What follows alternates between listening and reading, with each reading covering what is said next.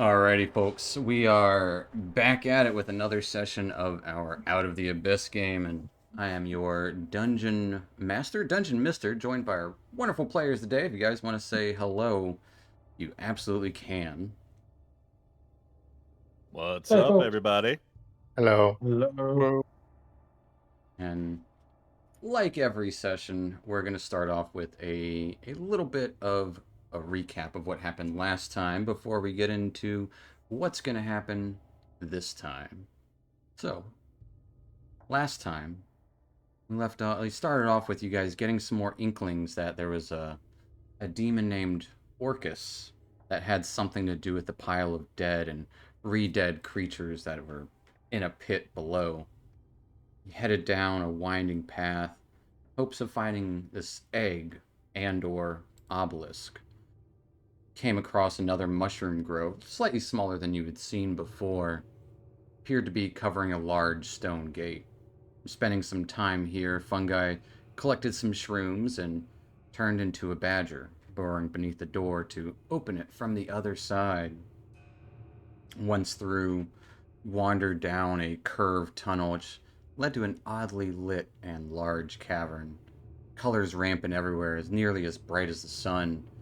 And in the center of this cavern was a tall mesa with ledges throughout and like kind of sporadically around it. Well, you can see on the map here. Uh, at one end was a large obelisk, dark metal, and on top of the other, connected by a bridge, these two tiers.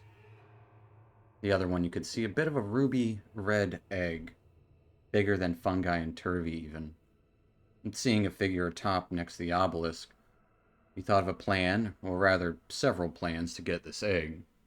Not wanting to dally, Fungi actually started burrowing in his badger form while Dusk made a run for the Darrow at the top. This Darrow was not alone, though. She had the company of a beholderkin ready to shoot rays at any intruders. All of you heading inside, you fought your way to the top, digging, climbing, running around. Portals at one point opened up at nearby duplicates, kind of this Darrow, came out blasting rays of magic themselves, and seemingly having more power than your average Darrow. Something seemed off about her during this battle. You took out the spectator, and then killing one of the illusions actually revealed, well, one of the duplicates revealed that it was an illusion that was actually a smaller beholderkin under disguise. And eventually, as you made your way to the top, you crushed this woman. As her form revealed, she too was disguised. She was actually some demonic Cambion form, and in her dying breath mentioned another powerful demon, Brazier Blue. But with the area quiet, you checked out the obelisk a little bit, but not like other than knowing that it has teleportation properties. And I think your plan was to take the egg and I believe the woman's flaming spear, leaving the scene to go back to Gracklestug. That's where we're picking up. You guys are doing. What are you doing exactly? You tell me. I think we finished the short rest, and Fungi is going to go into giant lizard form and using, I think, one of our nets to carry the egg into Gracklestug. If I recall, that was the plan. That was the plan. Yep. I'm just curious if you guys aren't deviating from said plan, right? So, And just kind of strapping this egg to the lizard form of fungi. Yeah. All right. After how long it took for us to come up with that plan last time? No, we're not deviating. I'm just double checking if there's anything you wanted to add to it. Yeah.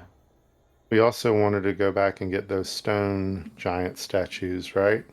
Well, you have one in your bag. The other one Okay. was in that circle. Okay. And we did take a short rest. Sure. Absolutely. Nothing's coming to get you here. Or so you think. But yeah, you can absolutely take a short rest. And as you head back through the winding tunnels, through the door,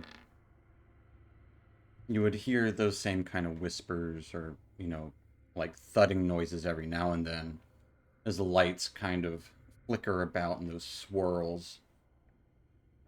And heading back finally to the place where the alchemist lab was set up. The Dwergar kind of hideout beneath Gracklestug. Is there anything you'd like to do before heading up with this egg in tow?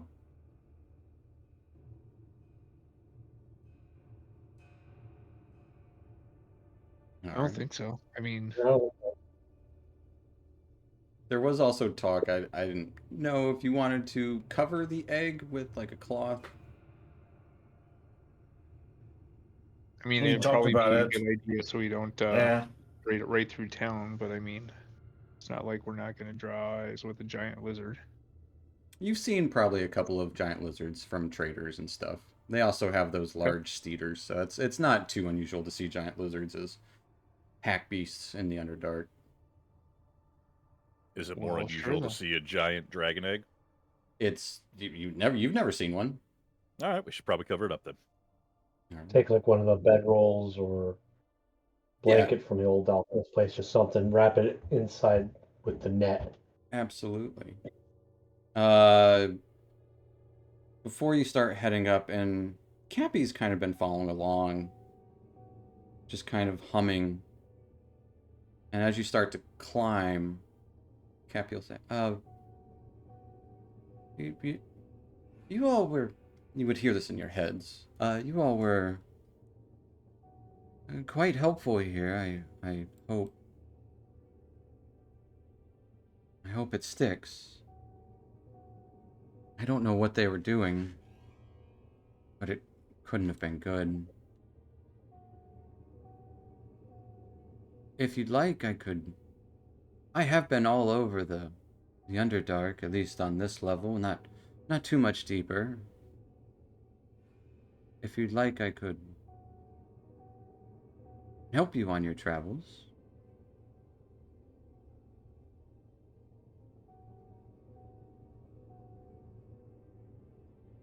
This little jellyfish is kind of probing into your heads. Can it read our thoughts or just communicate telepathically? It can just communicate telepathically. All right, can we have like a quick huddle up session? Just kind of step away from this thing. As Cappy's kind of shy, he's also been kind of helping keep both Rumpadump and Stool. He's been floating them around essentially, so they can keep up with you. Now you throw in the benefit. Guys, what do you think? He is kind of cryptic with his answers sometimes. I can barely hear you. I mean, if you can be good just to transport the little mushroom, why the fuck not? You don't have to talk to him. One guy's just gonna nod his giant lizard head.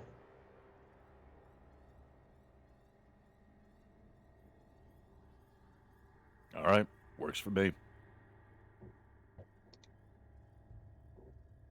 And you would see Cappy there just kind of looking at both Stool and Rumpadump. Rumpadump kind of just being dragged along by the tentacles of Cappy's form. In his depressed little mushroom state.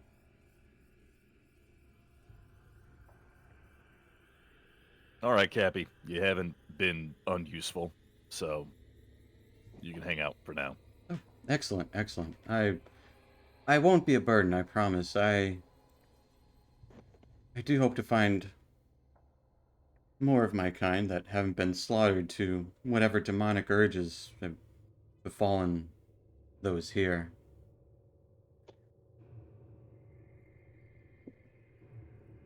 But if I can be of assistance, I will be. And his little mushroom face just kind of smiles towards you all. He'll pick Rumpin up more firmly to not drag him.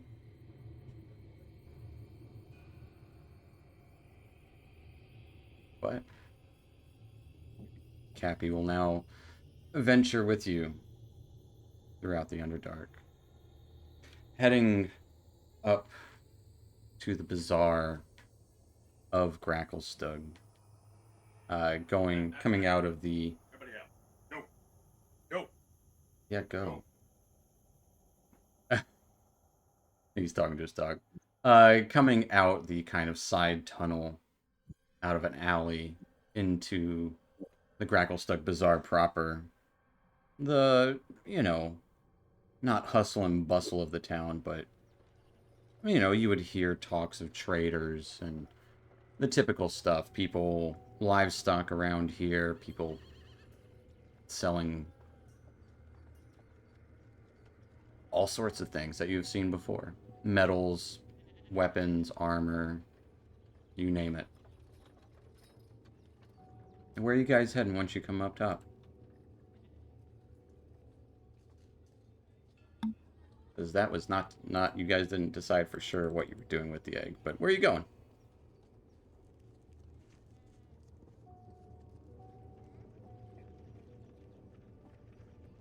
Where are we now on the map? You would come out right next to the Blade Bazaar. Like around here.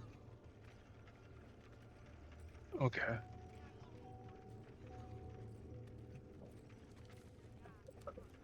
Yeah, like over here. Well, I think we felt most confident about the Stone's Guard. Unless I'm misremembering. We've done the most work with them thus far. Yeah. Mm-hmm. And we're close. We are close. You are close. All right, let's get to the hold. Alright, heading through the bazaar, past Golborun's lair to Overlake Hold. You would be met by similar stone guard that you had seen before, these Dwergar. They just give you a look, because they had just seen you like 5 hours before. These same pair that are out here.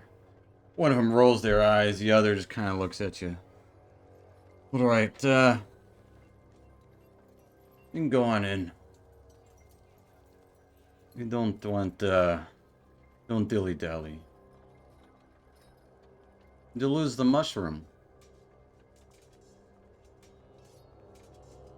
Got the lizard mushroom? instead. The little one. Oh, that's him. Oh.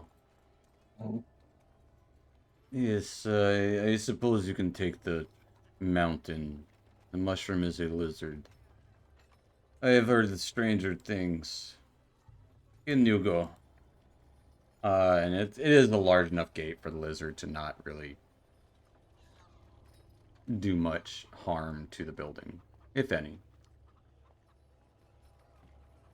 And heading inside, you would be greeted by the dim lit kind of front office slash jail of Overlake Hold. Dwergar walking about doing their own business, giving you all a look like they've seen you before, and you would hear screams in the distance. Relaxing. Was that having fun down there? As you say that, like, no, just Captain Black Skull interrogating. You're a prisoner. That's exactly what I'm saying. It's a figure of speech. No one has fun here. Yeah, I don't think they do figures of speech. Yeah, it seems like irony's probably lost on them. Yeah. Such a Don't shame. you think? Wait. Can we speak to the captain? Oh, once she's done, sure, I'm sure she'll be up shortly. We have alerted her that you are here. Just go sit on the bench and Wait your turn. So we gotta look pretty on the bench, okay? Yes. Don't touch anything. We are watching you. Not sure what we would touch around there, but okay. You would see a couple of other like stone guard kind of on break, like arms crossed, like trying to get like a little power nap in before their next shift. Everyone looks grumpy, obviously. But you guys sit and wait for a little bit, hearing more screams and yells from the distance, and a cell probably in the corner. After about like 15 or so minutes, though,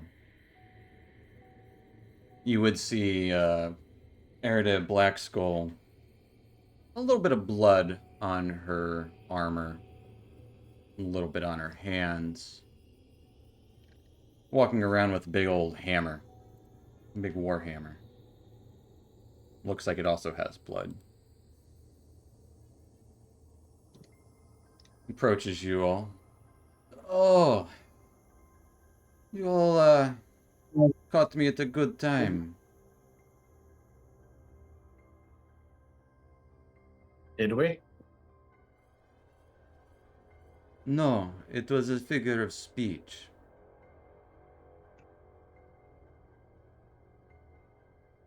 Did you find anything else? Any Sir. word from this Droki?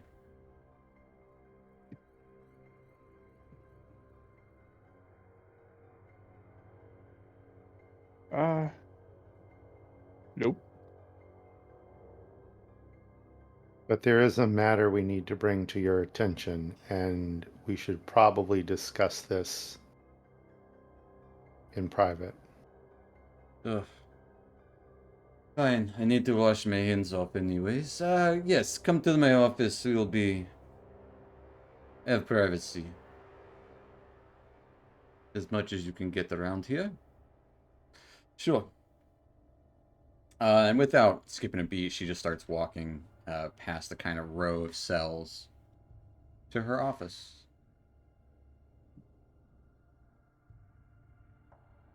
We will follow. As you kind of start to get in, seeing the lizard. No beast inside the office. It is. Try to keep things arranged.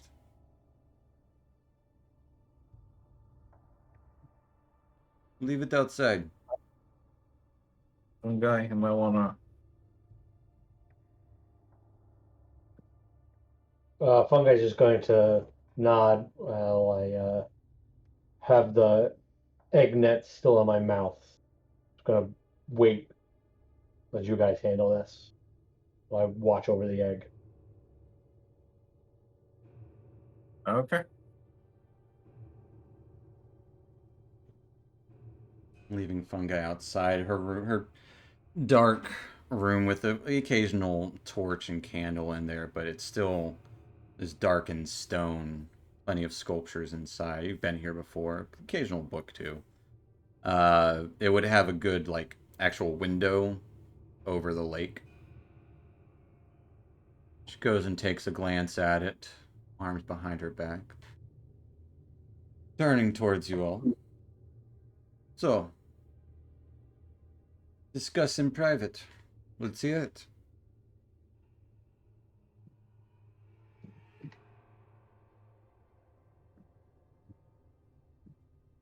What?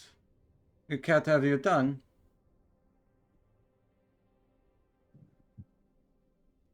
Dusk will sneer at that. So, You said I should be private office. I bring you here. Tell me, what is so important? we're about to turn over to you something that is of great importance to your situation in Gracklestug. To me. You. Why should I be so fortuitous? You have been the most straightforward with us. And We care not for the political situation. You know our goal, and we're hoping this will encourage you to help us achieve that. I have to say first, we cannot hand Droki over to you. He has eluded us, and it seems everyone else. We would be surprised if he is anywhere near this city at this point. Furrows her brow. Droki's connected to several people. There's got to be a clue. This is most disappointing. I believe our deal was you could go free, leave the city. With Droki. No Droki. I do not know what to do with this. Well, we got the offer might change your mind.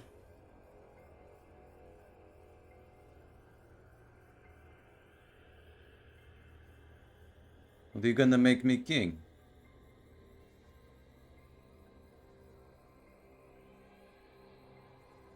No. This is joke. Of course you are not going to make me king. In our search for Droki, we came across some cult activity in the caverns beneath the city. The Grey Ghosts? I do not think No. they are a cult. We uncovered a demonic cult. Her eyes kind of flare up as you say demonic. This is juicy. Go on. It seems that the Keepers of the Flame were had possession of a red dragon egg with intentions to raise it, probably to oust your current red dragon. I have heard rumors that Timberchild has been less than easy to appease these days. Not surprising. If we were able to hand over this egg to you, could you amend our deal and the egg satisfy our agreement? And you got books that the cultists make. There's all information in that too. Yeah, we do have evidence of the cult activity as well. Show me evidence. Guys, just gonna take out the cultist book from the bag I'm holding. I believe you have two at the moment. Right. One And didn't we from- say yeah. we were going to also bring the body of the demon? Mm-hmm. Would Oh. probably I would say the demon body would have disintegrated by now. As you would, it would probably be on the lizard as well, but it probably would have disintegrated in less than an hour. and we also brought the weapon of a demon that we dispatched. Desmond's gonna point to his back. Big spear on his back. They see. And she'll start kind of flipping through the books. This is all madness.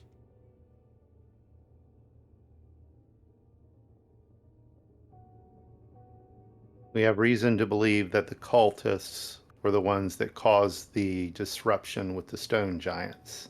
What is a Demogorgon?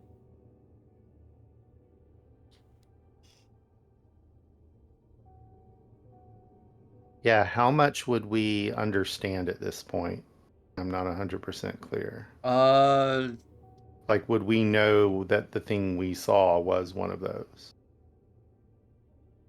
None of you guys knew what Demogorgon was at the time.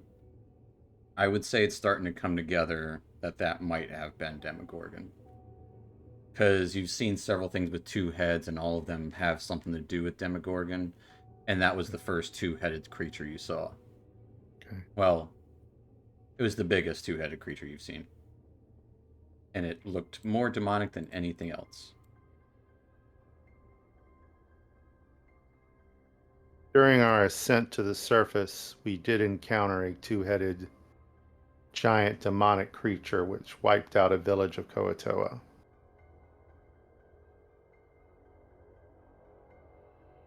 I have heard rumblings from the traders.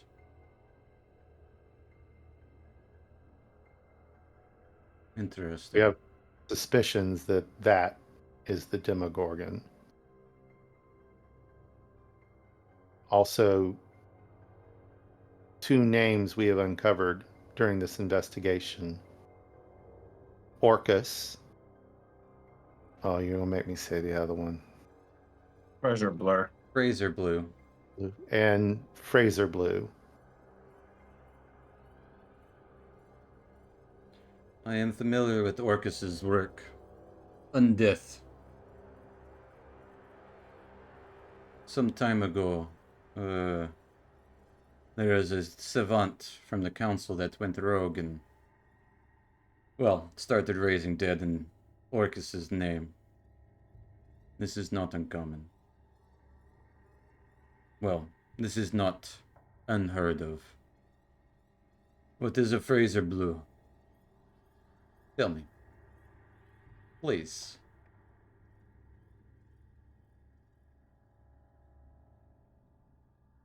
Did Dusk make the religion check again on that?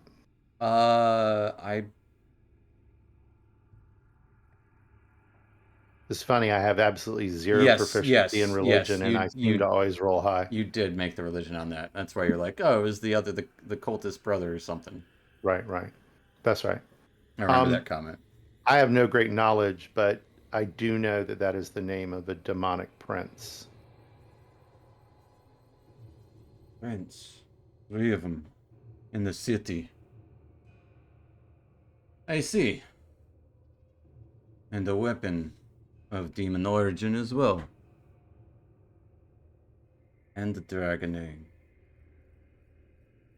Is it all starting to come together for you? No. This raises more questions, but at least now you are more on alert. Of course. We sussed out the your friend's contact. He's in a cell now. Won't be alive much longer. That checked out. I don't like that it has infiltrated our own ranks. Whatever this is. But you all are worth your weight in... Well, you are worth your weight. I'll say that. Where is this egg now? Is it on the lizard you brought in? It is.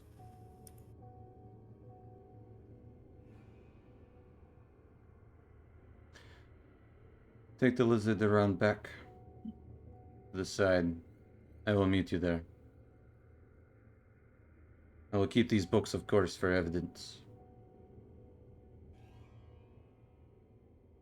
And our agreement? I will get to that there.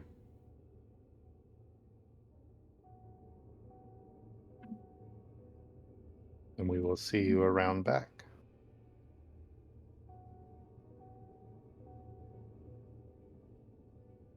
And she kind of nods, and it will be but a moment.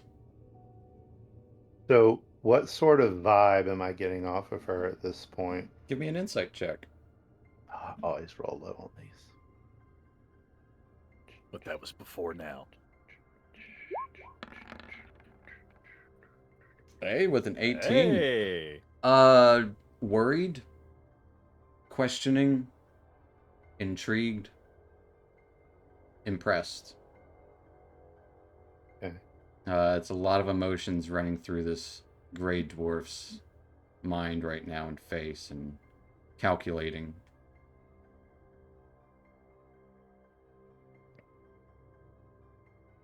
As we step out of the office, Happy to see the lizard not eating the egg. Dusk is sort of going to mumble to where those closest to him can hear. Just be on high alert.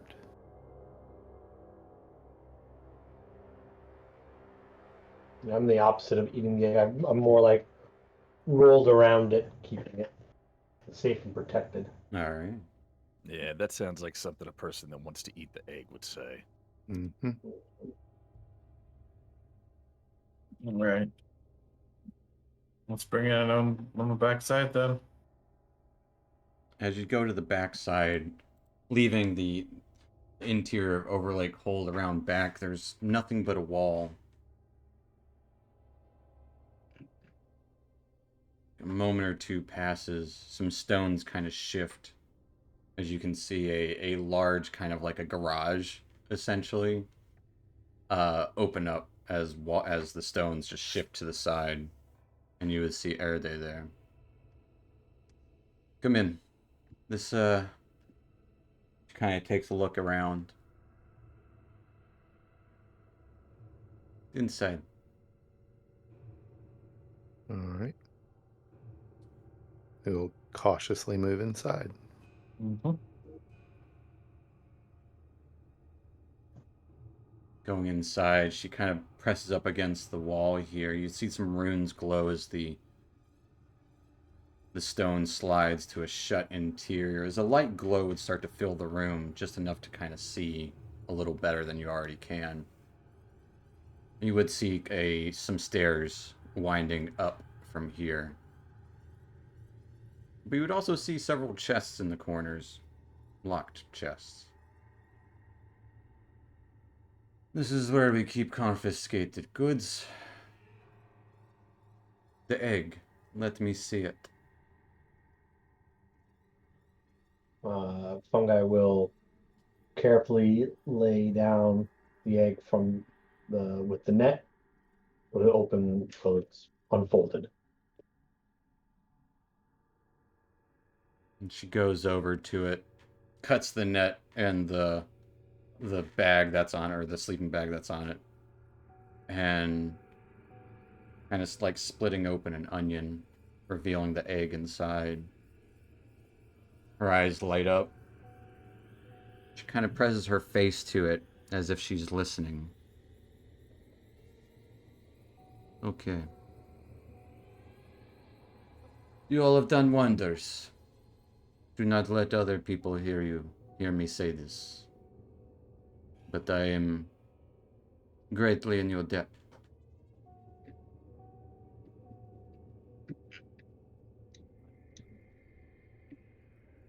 You say you're trying to get the top side, up above to the sun. Yes, we are. No way. I do not know of any ways up. And she kind of opens up, pops open one of the chests nearby, pulls out a scroll, hands it to you. This is a map of the Dark Lake, not one we have made, one made by the Kuo-toa. At least it will show you around there. I do not know if it will be help. There are no markers made for going up, only around it. There are, of course, rumors here and there of entrances here, there, everywhere. None that I know of. We do not get traders from up top, so I would assume nowhere near Gracklestug. But here is a map nonetheless. I'm actually going to bring you guys to a familiar page that has an actual map on it. I mean, it's sure gonna help us. Oh. Look at that map. It's a real map. Not just a few little drawings. Your previous map's still there. Yes. Right. These Goto refer to everything as evil that is not them, so do not be alarmed there. I assure you, we are not evil here. Although we do have beards, some of us. Yeah, I figured, but no enter spider evils. We can figure out what that one is. That's where you guys came from. Yeah. Where you stored it. And you went to Sloopadoop. And then you crossed that lake. Boop, boop, boop, boop, boop. so I'm thinking our next destination may have to be mushy people. Yeah, mushy people than the medievals. I do not care where you go. You can decide that on your own. I will give you free leave of the city. And, 3 names. You can have any 3 items from this box here. These are confiscated, some from an elf who unfortunately made her way down here. Others from a drow. This bag came from a gnome. And kind of opens up a larger chest where you can see some bags and bits kind of sprawled out, but she kind of clears it away to reveal the goods underneath. There's a pair of goggles. These will help you see in the dark for those of you who are not from below.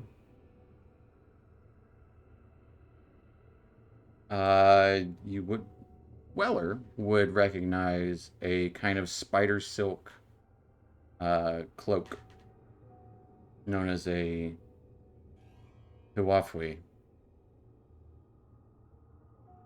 Darken and helps you blend in.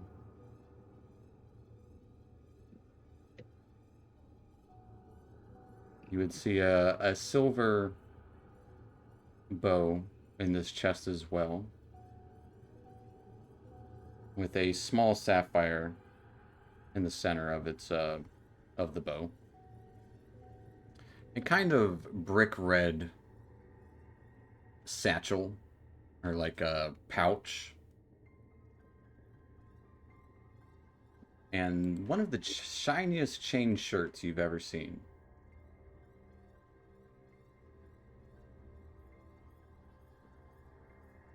Essentially.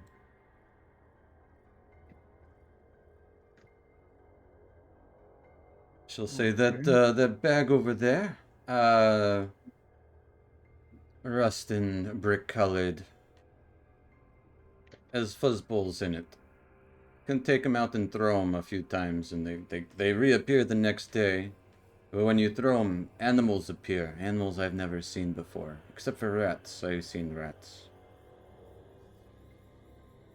I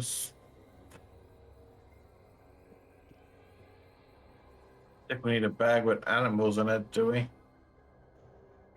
The bow is not of our size. No one uses elven shit. Rinceman will take the goggle.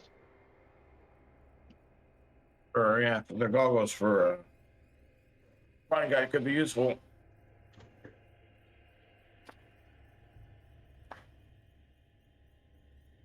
You can have 3. 3 items total. Chainmail, Weller? No, it's a chain shirt. It is chain shirt. It is really thin, interlocking metal rings. Just a beautiful elven shirt of chain. It is, in fact, elven chain.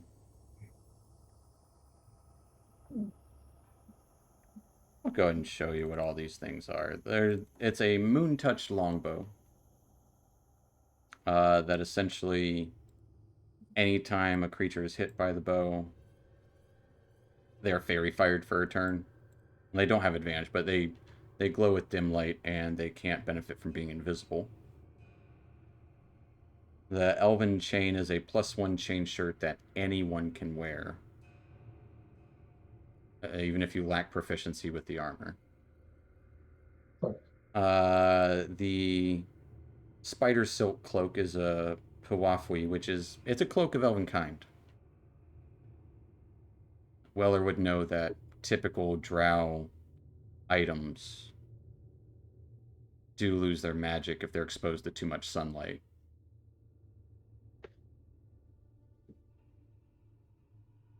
And then they're Goggles of Night.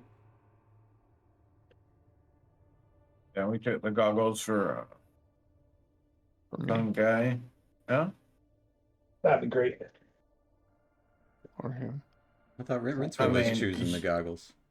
Yeah, but he's got. I mean, I think he's got like the best light vision of all of us. Not if we change. He might be thinking the future of changing to the new rules. Okay, that makes. He's more playing. sense. He's planning ahead. Rincewind just thinks they look cool. They do look cool. They look kind of like owl eyes. He's always wanted a pair. Why not? He almost had enough box tops back in the day from all the Apple Jacks, but I'll go ahead and Hey Josh, I show can all barely these. hear you, my guy. Yeah, you are being a little quiet there, Weller. Super quiet. Like I didn't hear any of that sentence. can you guys hear me better now? A A little. little bit. You might want to turn up your volume.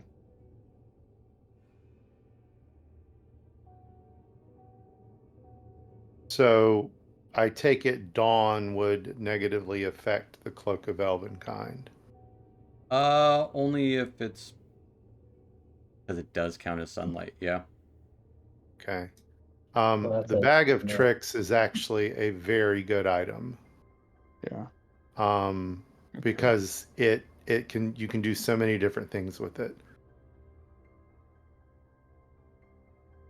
Because it's more than just combat, you know. Yep. But yeah, I 100% agree with the goggles. And by the dusk doesn't need anything. He's got basically an artifact already. We mean basically, it is an artifact. Right? Well, it's a legendary item. I mean, I've got too much stuff on already for. That's Oh myself. man. I mean, if nobody's gonna take the Cloak of Elvenkind, somebody should scoop that up, or at the very least, the Pewafwi? chainmail. The cloak's gonna do no good once after a while. With Don was saying, it's gonna just wear out.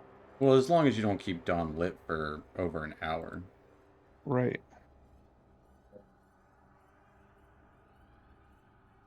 Or if we have to, put it in the bag of holding. Yeah, like literally, like take it off for a minute. Well, that's interesting. Back in the day, Elven Chain used to also not penalize any stealth ability. Well, it's a chain shirt, so it doesn't. Oh yeah, that's right. Yeah, so they just made it instead of Elven Chain mail, they made it Elven Chain shirt, and it's +1 Right. AC, and anyone can use it. Weller, would that better your AC? No, it would lower it by 1. I think you'd probably be best with if I took the goggles at night. If you think the bag of tricks sounds good, go with the bag of tricks. I don't know, Rincewind, would you be good with the Moon Touch longbow? Seems to be our most dexterous, could benefit from. Rincewind said he Shooting. wanted the goggles. Well, when giant lizard will eat you. Okay, y'all roll You take the initiative. goggles. Yeah. Roll for it. You wanna roll for it? You can have them. You sure? Figure something else out. Yeah.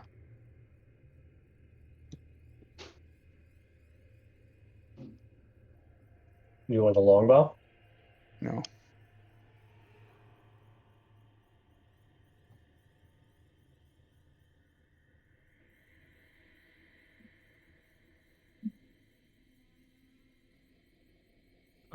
Somebody grab the rust-colored bag. He's got the goggles, and let's take if nobody wants the chain, then just take the cloak of Elvenkind and stick it in the bag for now.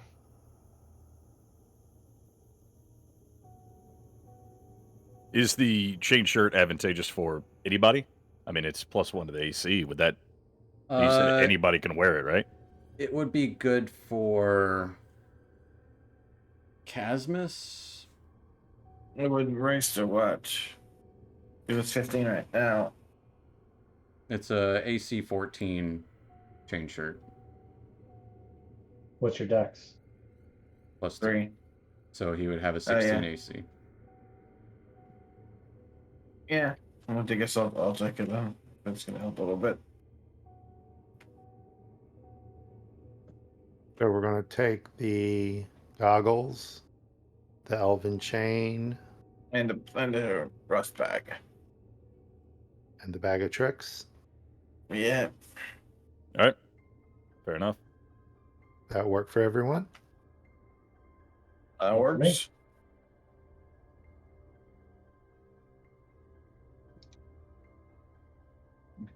Finally stop prepping dark vision.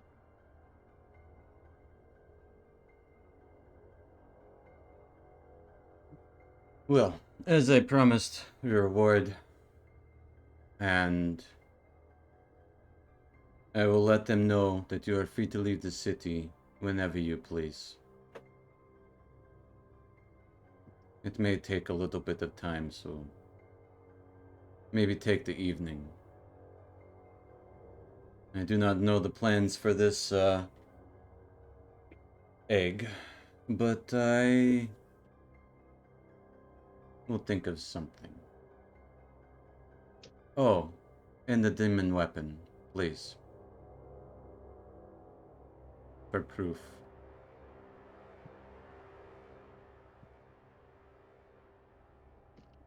Proof. You've got the books. You've got the egg. The egg is not proof. You got the books. Not proof enough? Books You don't is need the egg? hearsay. So you don't need the egg at all? The egg is why you are allowed to leave.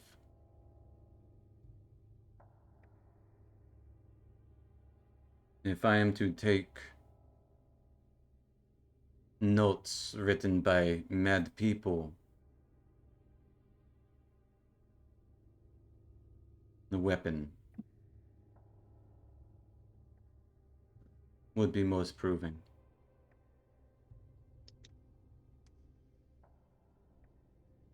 Would it not? If it is a demonic weapon, I don't really want it to be in the hands of about anyone. I technically should be destroying it.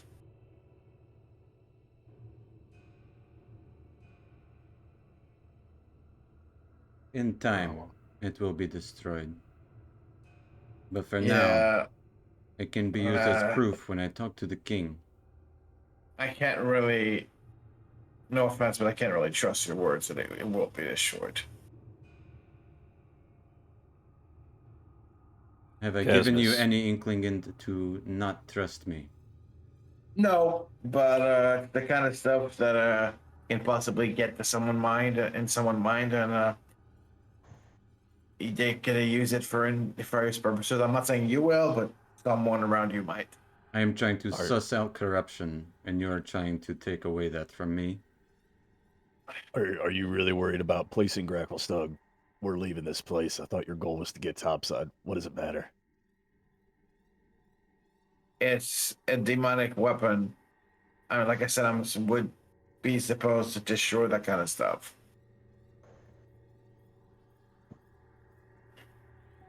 Man, that thing's gonna be in our rear view. Just let it go.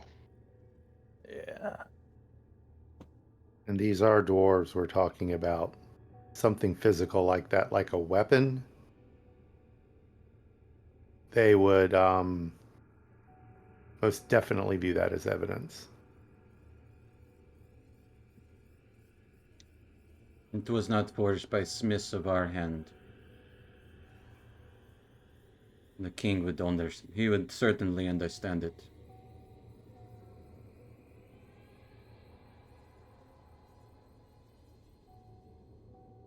Right.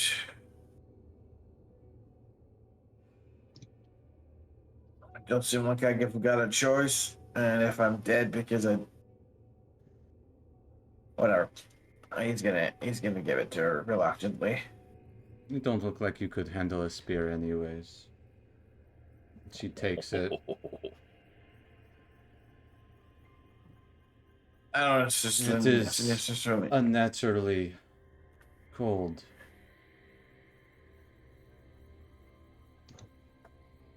I don't necessarily need a spear, but it's always useful. Sure. She sticks it kind of on top of one of the crates nearby. Thank you for your service of Gracklstugh. I have things to do, though. You have put a lot on my plate. Not that I didn't ask for it. My cup overfloweth.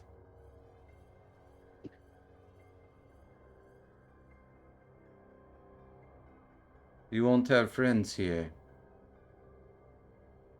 But the Stone Guard will not be an enemy of yours. I assure you.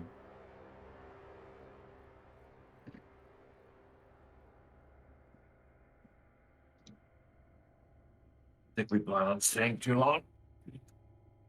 We can make that clear. That would be best. And she'll kind of put the hand on the wall. Actually, she'll kind of cover up the egg first. Put her hand on the wall. Runes activate, opening up kind of the garage door.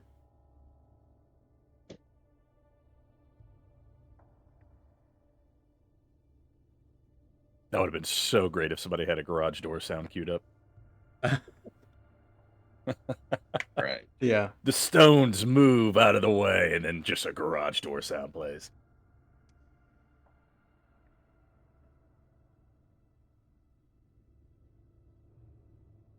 Right, and how long again until we can arrange us to leave town?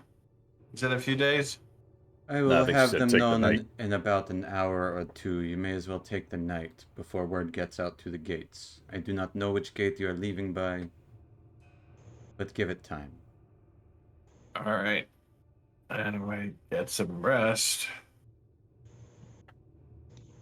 What time is it roughly now? Like 2 in the afternoon-ish.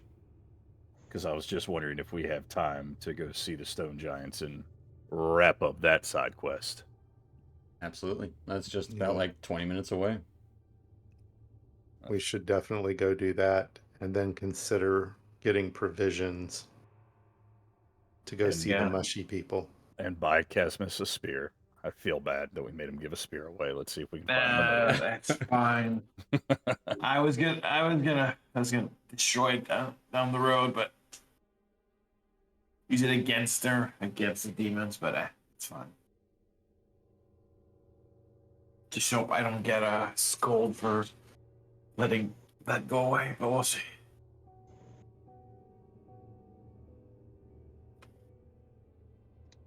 So, trudge across the city to see the stone speakers in Cairngorm Cavern. Heading across the bridge. You're still given eyes throughout the city, but the Stone Guard, occasionally do recognize you. That are kind of making their way around town. But entering this large cavern built for and by stone giants with the sculptures all around. would hear them kind of rustling, almost like the creaking of wood, but it's stone.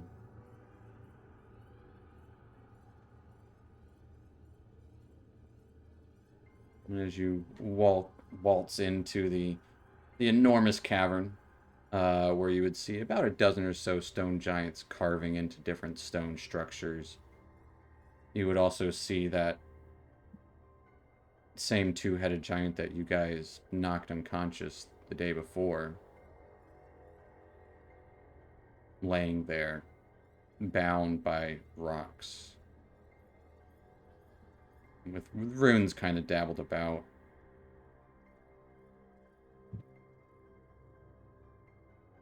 Stone giants a couple of them would make note of you, and you would hear the thudding footsteps of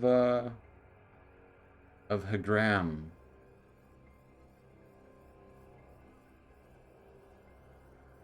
The one who gave you the crystal.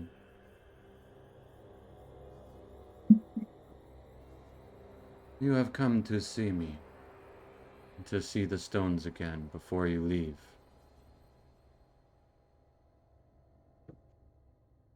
You show fast.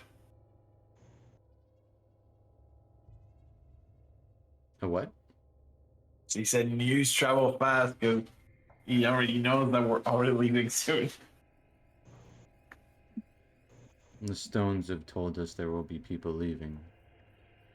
They have also said there are more coming. More of what I am uncertain. It is obvious you do not belong here. Yeah. Hard to say who does anymore. Flesh children, Man. how can I assist you?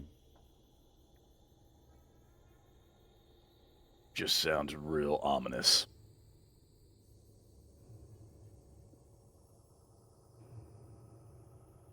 I am sorry if my speaking bothers you.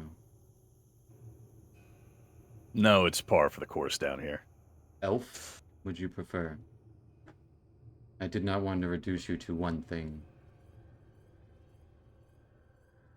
During our investigation, we found some things that we thought might interest you, given the things that have befell some of your members.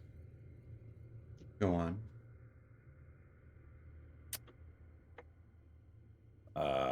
Casmus, can you fish in that bag in there and find that statue? Don't have the statue in the bag. You have one of the statues. It's gonna go in from inside the bag. Take the statue out. I don't know if Casmus can lift it up out of the bag.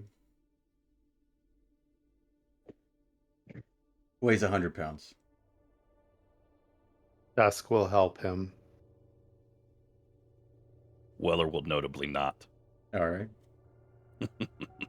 Struggling to get this broken statue out of the bag. Hagram looks at it. What is this? It was, I believe, used in a ritual to make. Where did you get this? His Under the voice city. kind of causes the stones around to kind of vibrate a little bit, the ground beneath your feet. Under the city, In there the was tunnels. yeah. We believe cultists were using it to do that and sort of lightly gesture towards the two-headed stone giant. They also had a list of names. Believe the criminal Droki had been spying on you to obtain these names for some evil magical purpose. The stones have spoken about small footsteps. Quick. That would be him. Did not realize thievery of our sacred objects. Yes. Perhaps this can be used in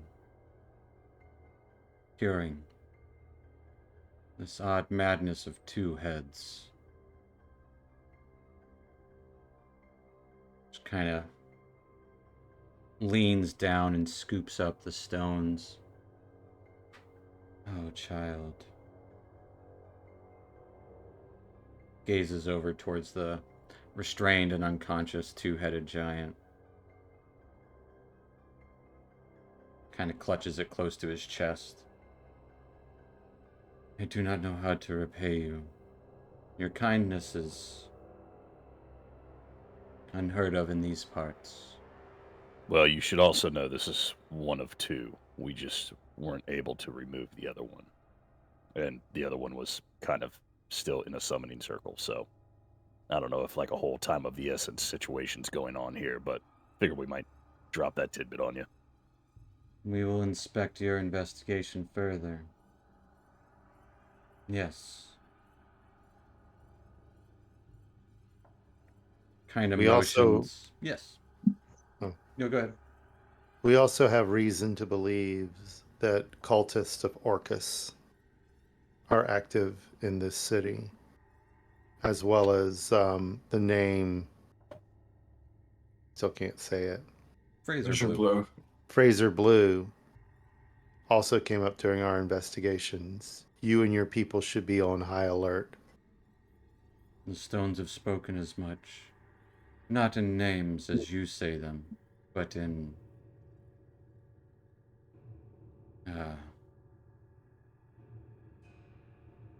different ways. Yes, Dorun.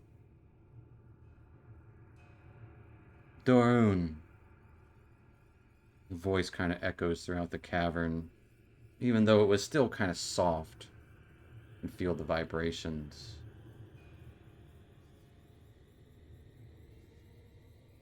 Get that ruby. And you would see a lightly smaller, less aged stone giant that you had seen before bring over a perfect cut ruby. A stone for a stone.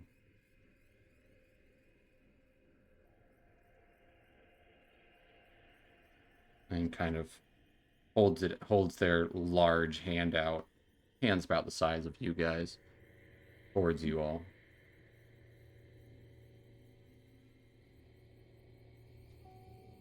This is not magic, but I know the people here care for things such as this. Perfect in every way. A ruby.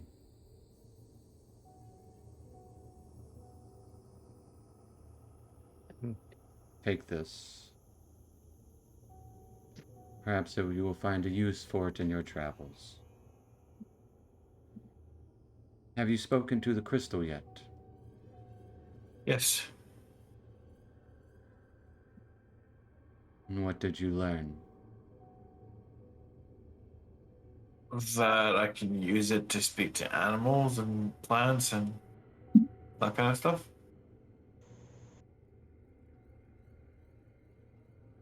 I see. I haven't had the chance to use its power, but... So you have not spoken to it. Perhaps in time. Perhaps in time. I thank you for your service. I do not know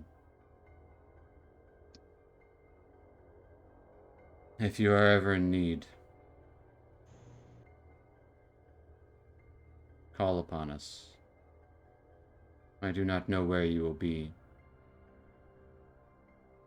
We will not move anywhere. You can find us here, and we will gladly come to your aid. As this ruby surely does not do justice.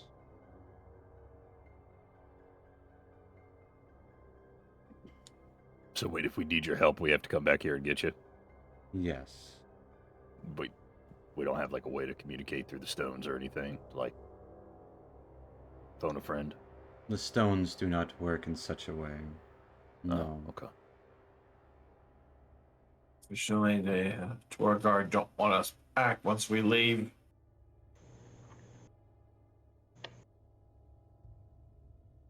bow respectfully, and we will take our leave of you now. And we expect to leave the city in the morning. I hope this is not the last we see of each other. Indeed.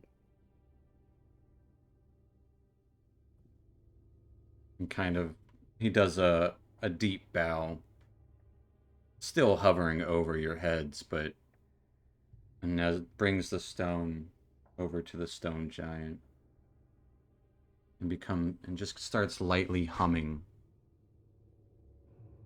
as the echo, like the vibrations of the cavern, start to try to calm. And you would see like the eyes, nose, ears, and mouth start to kind of glow lightly over this elder stone giant. All the other stone giants look towards you for a moment and then just kind of wait and watch.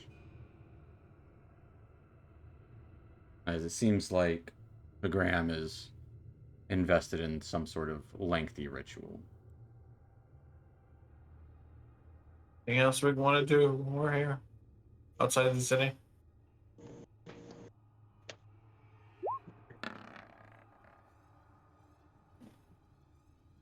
I think we should consider buying provisions.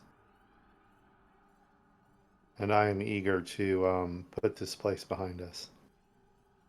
Let's get back to tavern. Probably the best place to get a provision and get ready to leave in the morning. Somebody grabbed the ruby, right? This guy isn't just still holding his hand and we're going to turn our back I on him. really hope someone grabbed it. It's a 500 gold ruby. It's not cheap. Yeah, we'll take the ruby and put it in the bag.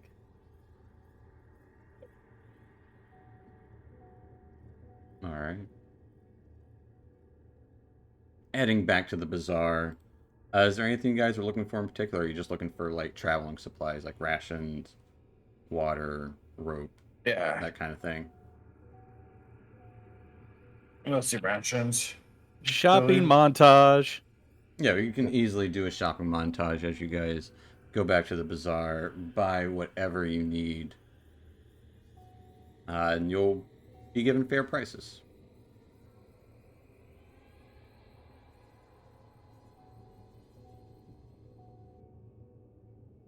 But after shopping, you guys head to Goldborn's lair for the night? Or are you hoping to get out before night?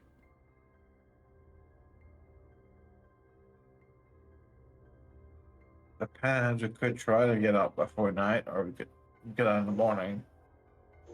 Well, whatever the hell that is. The captain indicated that to go in the morning, so we should stay in Goldborn's. Get a last hot meal. Well, served to us, that is, before we hit the road. Right.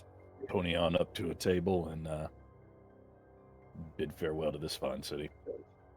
Yeah. Fair enough. You guys head to Goldborn's lair, still kind of the place haunted by that kind of creepy, distant music. But it's there. And get a hot meal in, easy enough to do. Is there anything you'd like to do before you bed down for the night?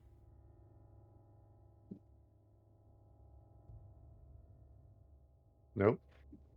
All right. Having an easy night. I was gonna say I'm gonna do my meditation, probably make some spell adjustments. Yeah, absolutely. As you all get a good night's rest, I want everyone to roll me a d20.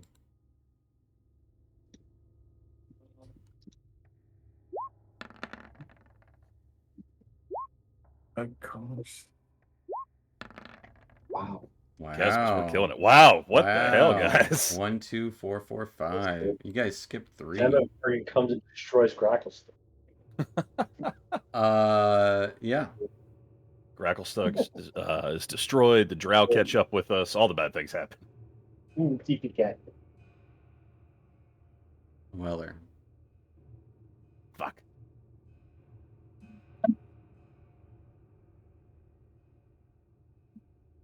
This night,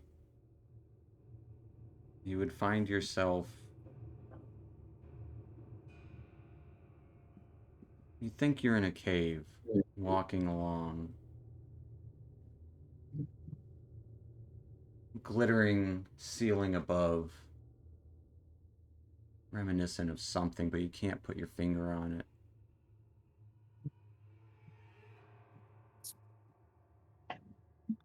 Almost like a place that you know of, but you've never been. There's this dark green grass filling the ground. Odd wooden trees.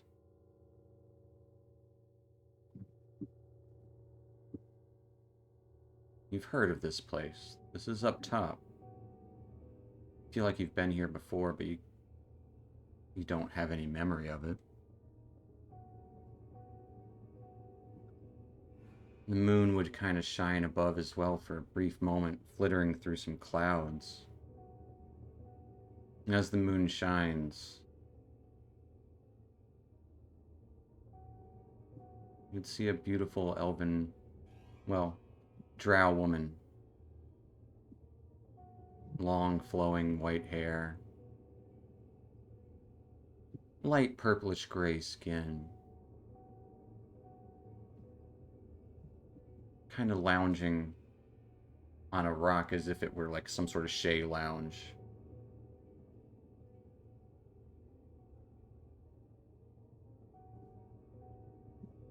I was wondering when you were going to show up.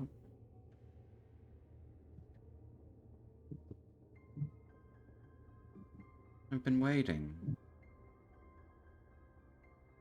This seems familiar, but I can't quite place it. Can you tell me why?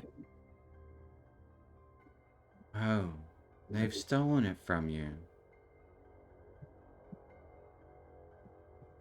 I plucked it right out of your head. Did your friends not tell you about this?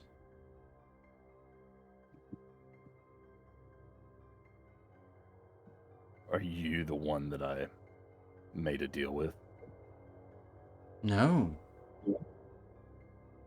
We've just met. Then how have you been waiting for me? I have knowledges of a many thing. Don't worry about that. You should worry about yourself. Your companions. You trust them.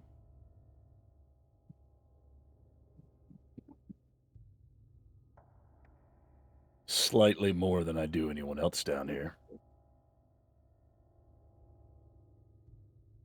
They're the ones that made you forget.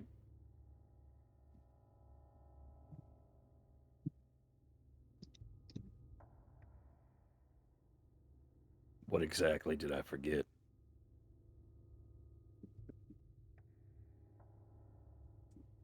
The pleasure of the moonlight, the stars above,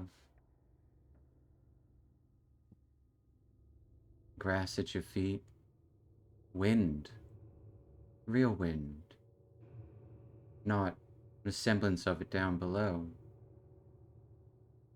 made by things falling or magic creating it. Nature. I think you had friends up here. Better friends than you have now.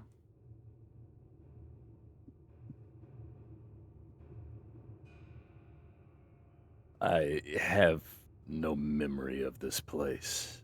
How do I know what you're saying is true? You could just be another nightmare of the Underdark. Oh no. I'm not from the Underdark. Fortunately, I was born elsewhere.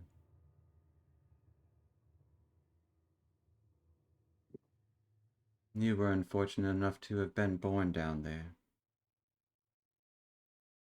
Matriarchal society.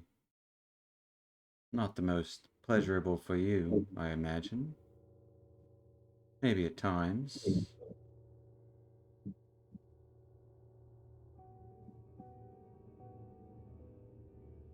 You're saying there's a drow born in this place, born above? Of course. Those that are up here. I've given birth to a couple children myself. So it's true, there is a way out. Of course. But that lot you're with, the one that he trucks with devils, do you trust him?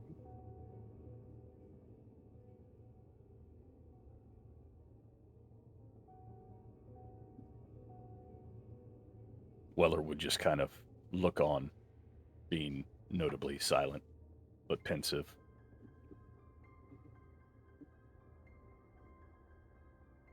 You don't feel that dark connection he has.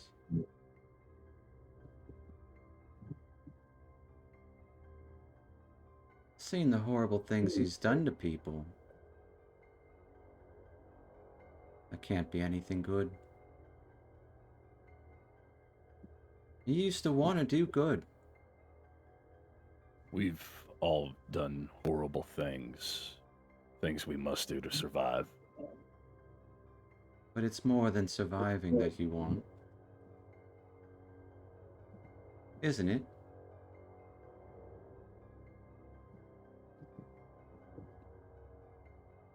I want back what I lost. The memories of a place like this that feels familiar. Hope, maybe.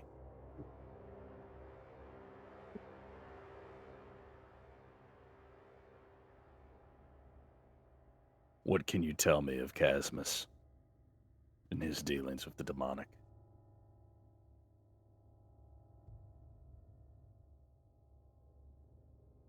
I can't tell you much, other than don't trust him.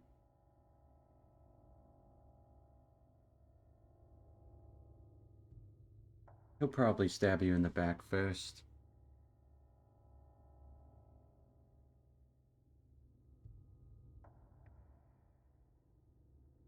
And how do I know I can trust you? You don't.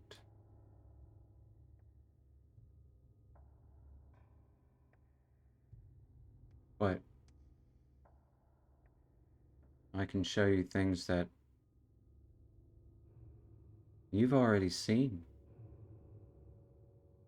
They're in there. But I can only show you a bit at a time. And you all are planning on leaving Gracklestug. That is the plan.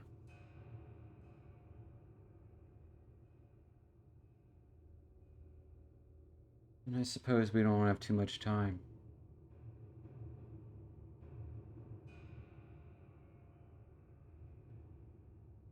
Do you have any insight as to when this betrayal will take place? Oh no, I just know the type. Devil's blood. That's all they do.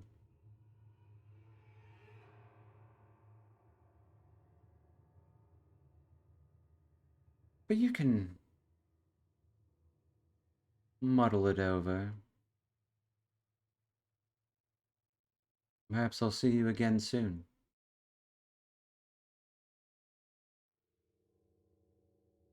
Next time you come visit.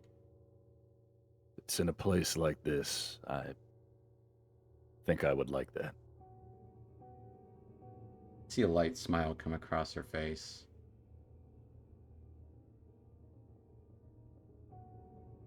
It could be much like this.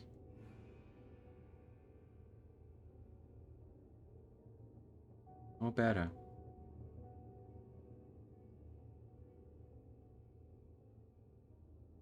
We'll speak sometime soon, Weller.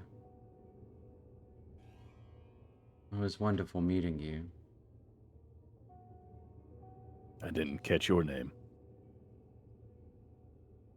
I didn't give it. And she gives a bigger smile, like almost like she's preventing herself from lightly giggling. It's just that patented Weller charm. And as she says that, you kind of almost hear a giggle. You would wake up in your bed, middle of the night.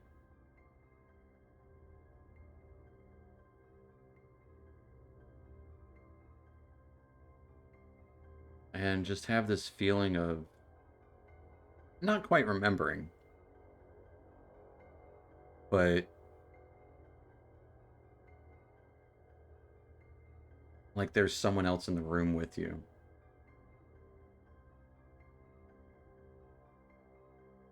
And that feeling fades real quick.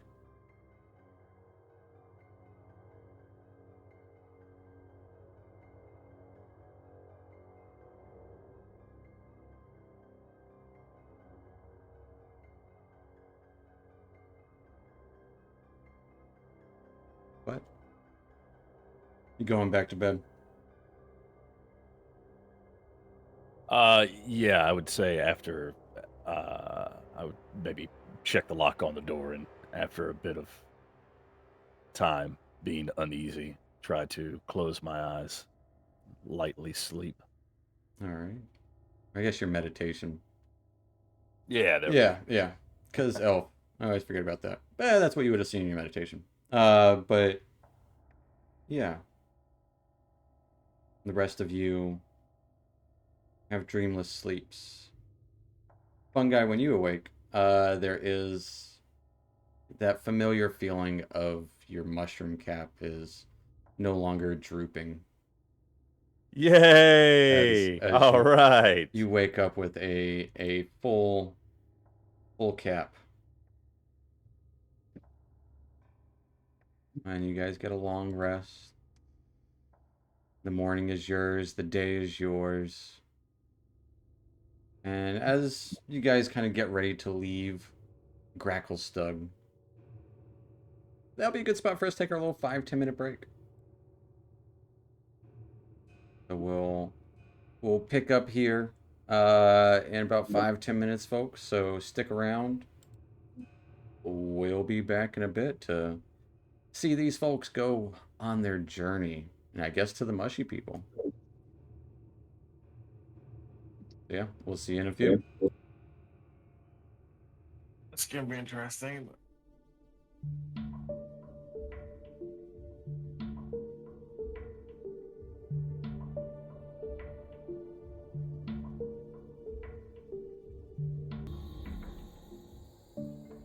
Alrighty, folks, we are back in it. And last we left off, our troop had kind of made a deal, or finished making a deal, with the head of the Stone Guard here in Gracklestug, Airday Blackskull. Giving up the Dragon Egg, giving up a Demon Spear, and several notes. You guys reported on a few different demonic names in exchange for a handful of magic items that had been confiscated from others, as well as your freedom to leave Gracklestug once and for all. You also spoke to the stone giants here in Cairngorm Cavern and gifted them with a statue of the individual, one of the individuals who grew 2 heads. And thanking you, and you guys got a good night's sleep. At least most of you. Well, I'd say Weller even got a good night's sleep. You just had a interesting dream, but waking up in the morning, the day is yours. What are you doing? How are you setting up? I would assume actually Cappy and Stool and Rumpadump would follow Fungi to his room for the night just because mushrooms gotta stick together.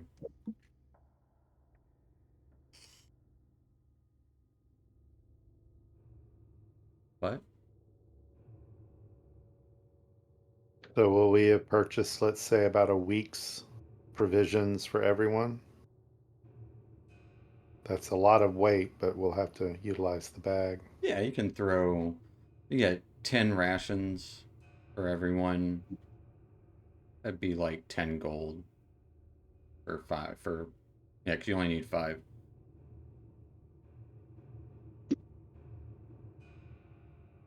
And you, I don't need any. 50 rations is 10 gold. something like that. I think it's 2. It's 5 silver each. Oh yeah. Okay. So they're giving you a deal. Or you can just say you guys didn't sell the rations. You could have had some kept over from the down below place, the Alchemist Lab. Anything else we need before we beat feet? Well,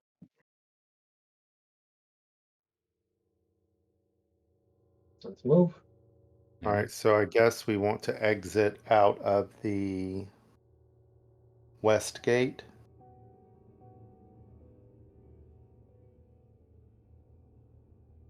Easy enough to do. In fact, as you approach the west gate, the stone guards that are kind of manning the gate kind of move aside as if they recognize you easily. A couple of them give like some nods, and some stare a little longer than they should, but maybe not respect, but they do have orders to kind of let you through. And so they open the gates without even a word. Some of them don't look too happy, but it's Never look happy. Yeah, it's what you're used to.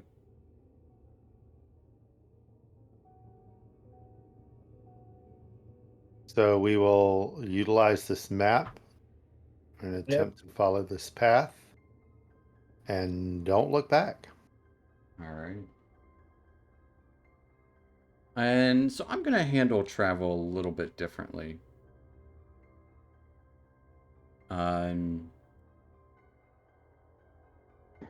Yeah, I mean, just slightly differently, changing things up. More of a montage, as opposed to day by day by day. Because, it gets to be sloggy, and we don't want that. So, is there anything you guys would like to do, particularly on your journey? Like, I don't know, like, are you just, like, walking, trying your best to keep the lead, or to not lose the trail of whatever's on this map? yeah, I think that's what we do. Just try I to don't follow think the. we need to forage quite yet, so And what is your marching order?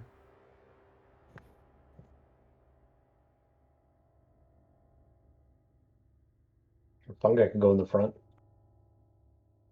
I suppose probably we're gonna find with him with the map. They would be in the front. I'll be right behind them. I Okay, also good. want to keep a close eye on Casmus. I All right. would.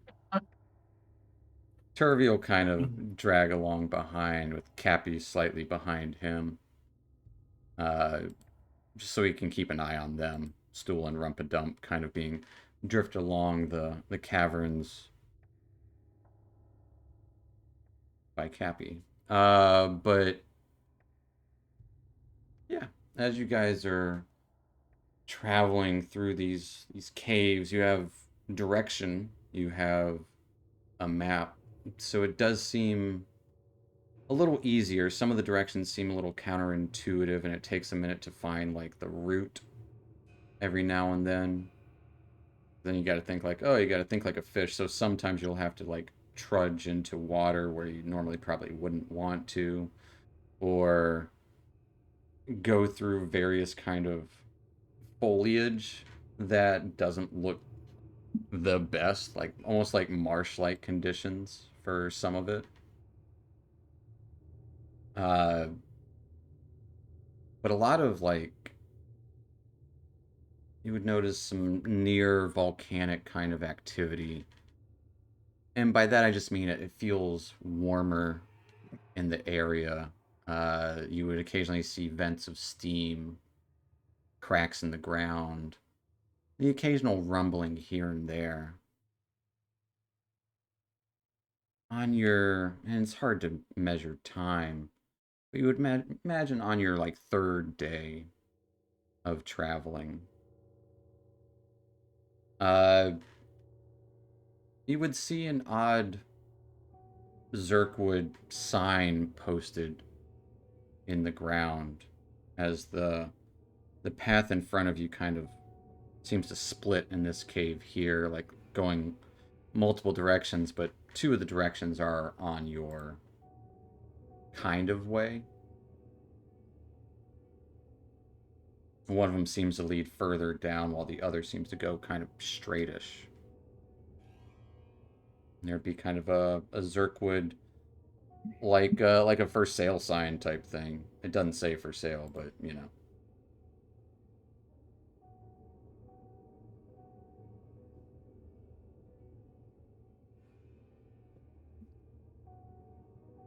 Casmus and Fungi in front would see it first.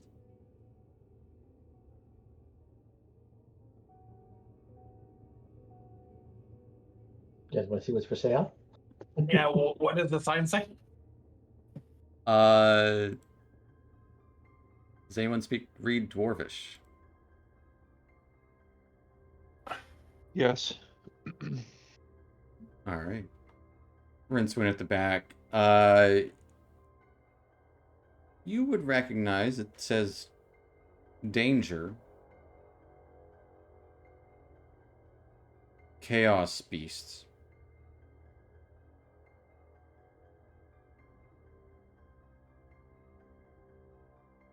Yep. Sounds legit. What's a chaos beast?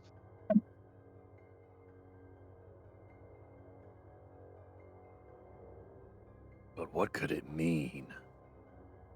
Don't know. And it's kind of right in between the two paths that you're not sure which direction to go.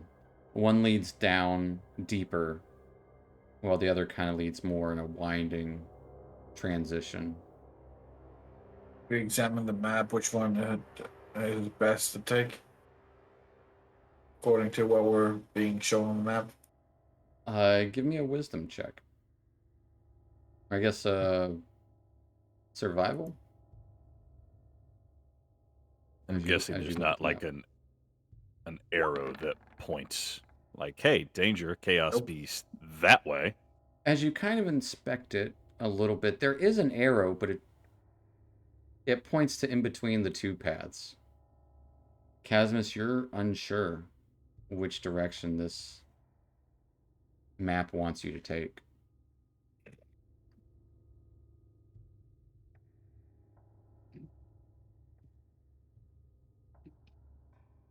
McFlane. So what do y'all think? Down bad, winding good?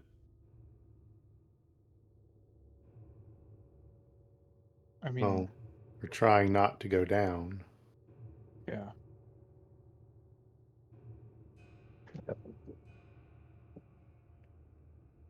So I suppose the winding path.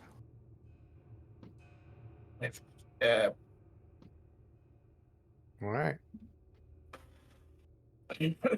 All right. Going down the winding path. You spend the next 30 or so minutes seeing formations of rock that look like almost like plant life. Occasionally you'll see in the shadows, because there is no light here. It is just darkness in this space. Occasionally seeing these shadows that aren't really there because there is no light. But some of the rocks kind of almost look like toads or different kind of animalistic nature. But they're just rocks as you get closer to them. It's like the way they're stacked or just the way the formations are made. There's also plenty of stalagmites and stalactites around. Kind of the winding path starts to open up a little bit and twists and turns. It does start to go like a little uphill. And as you're taking this route, you start to feel a slight rumble.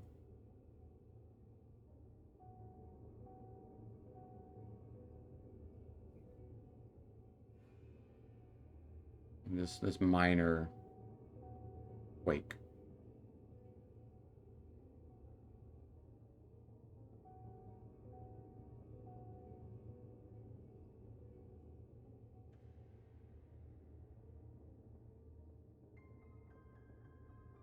Continuing on a little further, that rumbling happens again, maybe 5 or so minutes later. More severe. And this time it lasts more than a second or two. You can just feel everything start to slowly shake. The clattering of stones around the area. You can almost see the columns of stone vibrating. And like when you like do the bendy thing with a pencil, like it looks like it's bending, some of the stalactites and stalagmites would kind of have that effect on them as you're kind of peering out. Everything starts to feel extremely unstable. Can Fungi put his head to like the ground or wall or something, kind of like listening? Like, is it the ground itself shaking on its own accord? Is there like something really large? Give me a nature check as you try and figure out what this shaking is doing or what it's from, what the cause of it is. With a 5. Kind of listen to the ground for a minute, for a moment. Everything's kind of quaking. As you're listening, kind of from behind you guys, a series of stalactites and stalagmites, or stalactites, kind of start to fall, causing a series of towers of stalagmites to start kind of with a domino effect as several columns and stuff start kind of surging around and falling, toppling towards and nearly on you guys. What are you doing? Running away. Yeah. Running in the So everyone's just running? Yeah.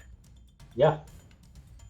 I guess All right. so. So essentially, doing the dodgeball run, duck, Yeah. dodge, and dodge. Yeah, exactly. all right. So everyone, give me an athletics check.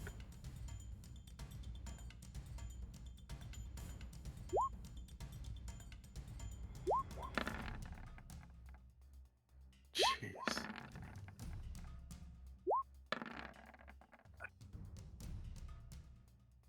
All right. Will you roll for Turvy 2 there, Rincewind? Because in group checks, he's going to matter.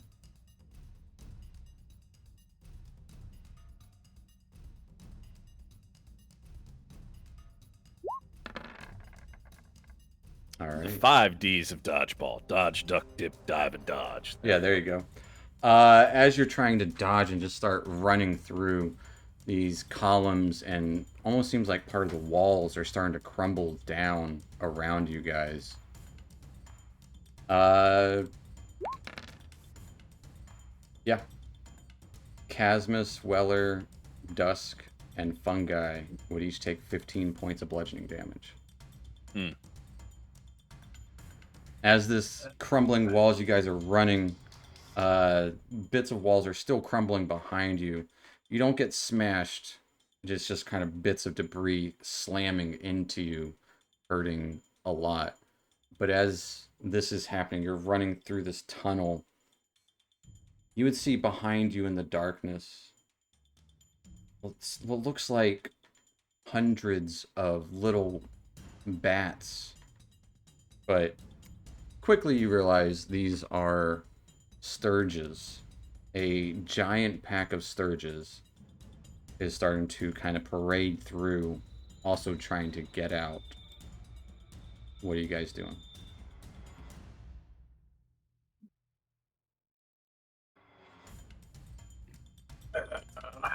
Are they aggressive? You guys have fought these before. They're very aggressive. But like, are And they there's interested? there's dozens of them. Like, are they taking an interest to us, or are they kind of self-preservation mode? In this They're just moment, trying you're to GT unsure. info? You see a giant, essential pack of mosquito bats. A cloud of them. Oh, I hate them even more when you describe them that way. A cloud, yes. I mean, we should be looking for cover. We gotta keep going.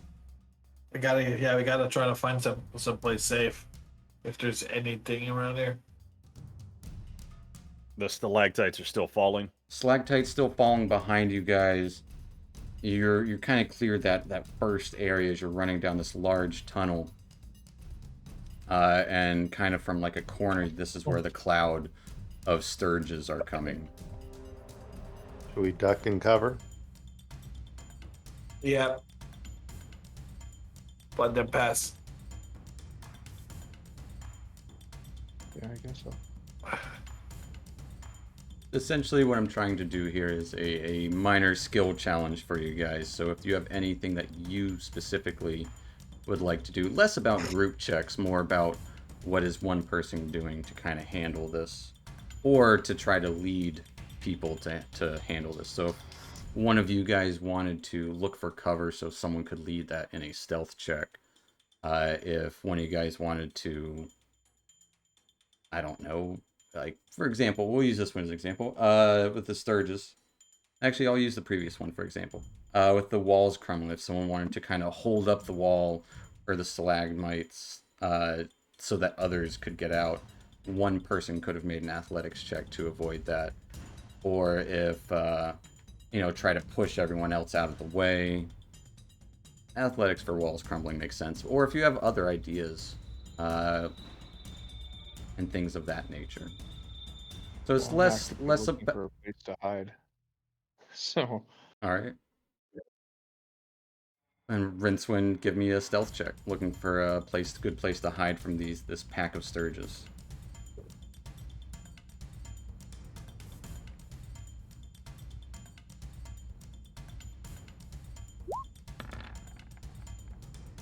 With a 16. Yeah, you hide for a brief moment, seeing some rocks that are good for cover that would at least be able to hide your troop, as these sturges quickly rush by, and like maybe a spare few of them might see you, but kind of are pelted by rocks that are falling and are easily smashed on their way to get you. But most of them, 99.9% of all these sturges, kind of continue going out this tunnel. But everything's still collapsing behind you guys as you start. You duck for cover for this brief moment. Walls keep collapsing behind. As you're running ahead, you would start to see a pack of mushrooms. A small field of mushrooms kind of lining the walls and floor in here, as all of them are kind of starting to deflate one by one.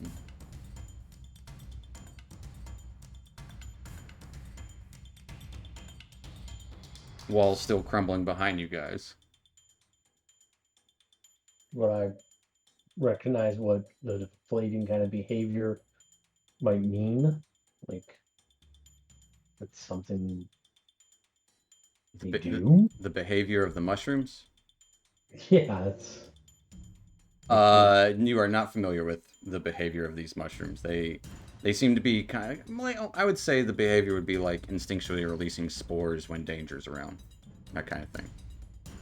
Okay. But you would see them kind of dotting around the area, releasing spores kind of one by one around the area. Do they look similar to any fungi that we've come across before? I would say it's a variety of fungus. As they're all kind of in unison, like almost like they're crying or something, you know. The trees.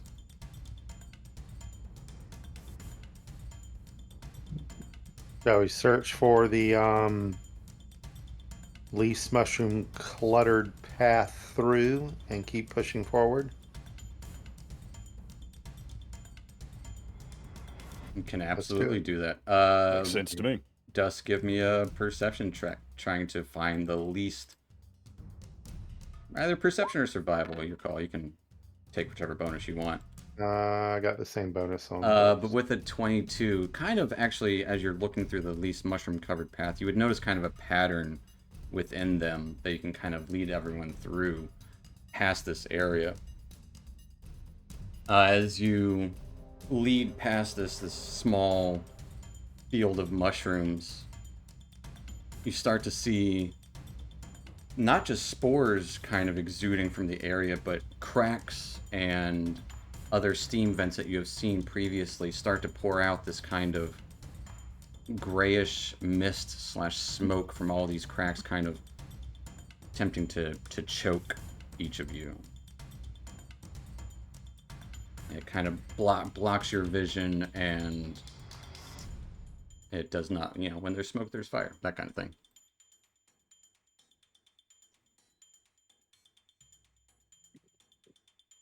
Hold my breath and keep pushing forward. Yeah, I was going to say, I don't think we have a lot of options. Yeah. Hold breath and keep moving. And feel free to be creative about this stuff. Like, if there's, like, a spell or something that you can use and, like, utilize equate it to a skill, or if you wanted to, essentially this is an opportunity to narrate how you guys get out of the situation.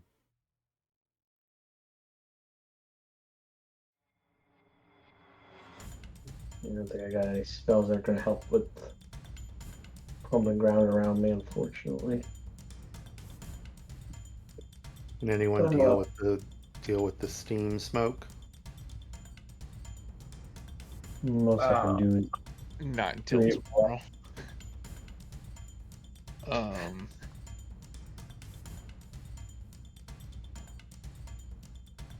I mean, like, and also think about anything that I haven't said about the environment. Like, if you're like, is there I don't know, something else that you can use in the environment, but give me specifics as opposed to, like, generalization.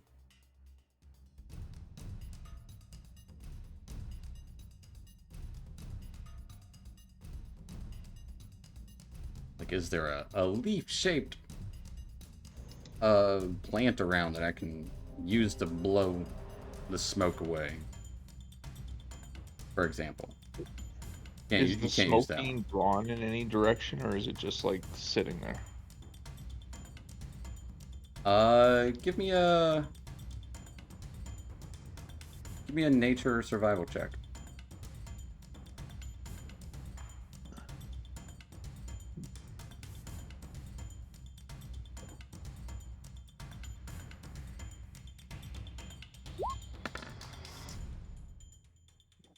With a 13, it seems like some of it is sitting there, other bits are kind of being drifted around different areas as the rocks are kind of falling around the area. It is hard to tell.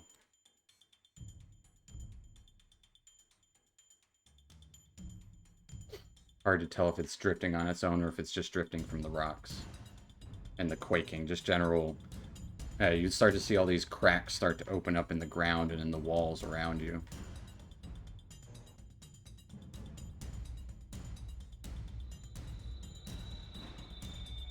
I mean, if you got some sort of god you all need to start praying to, I'd do it.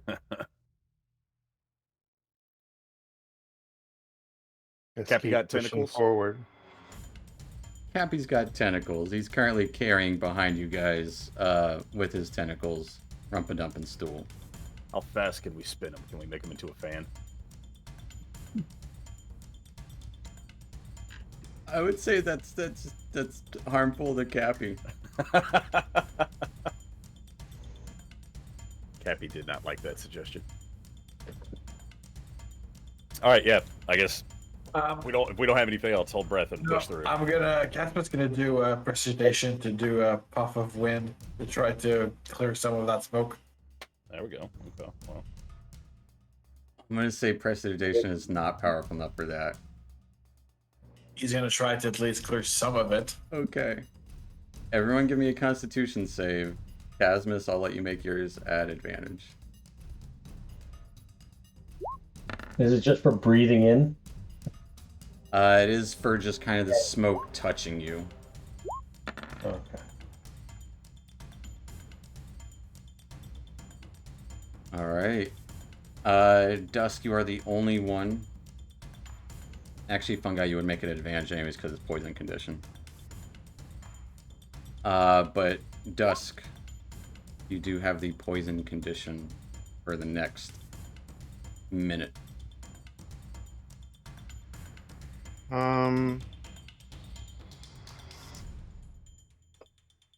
As you're trudging through, it kind of sticks to your skin and it just stings really bad. This smoke or steam or whatever it is, it's not. It is warm, but it's not kind of what you would expect. But you kind of trudge through. The smoke kind of starts to clear a little bit, and we start to see occasional little bits of glowing rocks exploding very lightly, like just kind of puffing up and exploding as if they were made of not rock. But as they explode, these little bits of grayish white, non-colored magma or liquid that is giving off severe heat starts to trickle down around the area. The cracks in this area would also start to widen. As you would see below is more of this gray magma.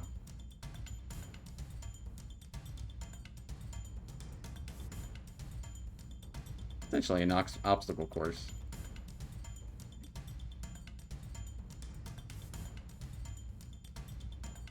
Has a minute passed? No. How far along is this obstacle course? You have no idea. You don't see the end. Don't see that. Okay. Yeah, I'm it's not. It's.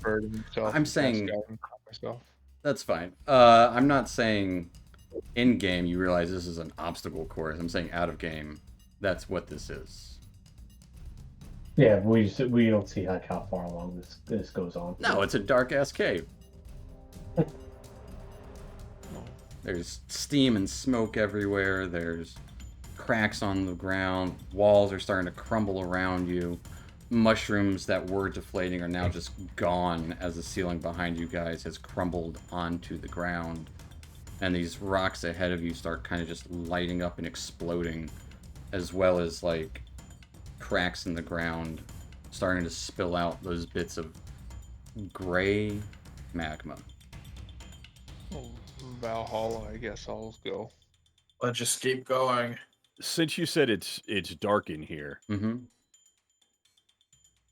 well, I guess most of us have vision anyway. You would see that little bit of light coming from the gray magma, and it kind of gives that magma feel, except for it doesn't have that orange or red or yellow hue to it. It's just devoid of color. And in fact, it makes the entire space seem like there's no color. Which is what most of you see in anyways in Dark Vision, aside from Casmus. Would there be any advantage to casting like dancing lights and kind of having light ahead of us, kind of as we're running, if I can maintain some sort of concentration on it?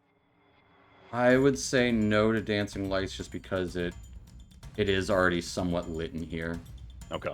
I see what you're going for, though. Gotta keep going. Avoid the lava.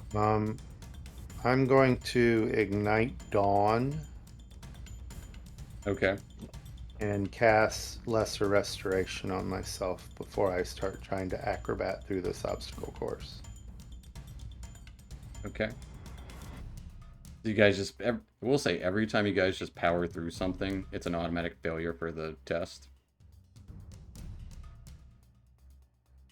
So, Okay. yeah, So trying something is better than nothing. So what is the obstacle, quote unquote, that's in front of us right now? Maybe I'm not The understanding what rocks we're facing. exploding in the cracks in the ground that are spilling out lava. Like spilling out onto the floor in front of you, and then also avoiding the rocks that are exploding. What's the width of the cave on either side of it? So we're trying to run down. Like 15 feet wide. what's the condition of the walls? Cracked. You would start to see lava spilling from them as well. Is there any change in elevation? I mean, is it like flat? Are there areas where there's pathways up, around, or just like straight shot? There can be. Yeah, it's not just a flat made cave. There's definitely changes in elevation and stuff. Yeah, I want to do some acrobatics. How and so? do some monk flips and try to move forward, but landing on places that aren't currently covered in lava. All right. So Dusk, give me an acrobatics check. What are the rest of you guys doing? Fungai's gonna try and cast out ahead of him. I think I'm just gonna have to keep doing this. Well, we'll see how it goes the first time. I'm gonna use create water to create kind of rain and see if it kind of helps keep any of these flames or anything away. Absolutely with that. As Dusk kind of slips into kind of one of these, it nearly slips and looks like he's about to fall into one of these lava things. A nearby rock explodes. Dusk, you take 7 points of fire damage as rain starts to kind of fill the area. Fungi, give me a wisdom check. There's no skill for... This is check or a throw? Just a check. Okay. With a nat frickin' 20. Woo! Kind of... But you know what happens when you put water on a bunch of lava? It's combustible. Yeah, it cools and It cools it, but depending on how massive it is. But you see this brief moment where all of the lava starts to kind of darken a little bit, giving you all enough time. Woo! I don't know what we're doing, but shooting the lava. Rincewind shooting somebody. As Dusk, you kind of the ball that kind of lit you on fire for a brief moment gets put out as light rain just kind of falls around the area, giving you guys enough moment to get out of the way here. There is no large boulder rolling after you guys. It's essentially the cave collapsing behind you. Walls crumbling down. I mean, that still seems to have the same effect as a ball chasing us. it's reminiscent of an Indiana Jones. you know? Absolutely. Yeah, Absolutely. it's the same thing. The cave is the boulder. But as you guys kind of traverse these cracks in the floor and this little bit of lava,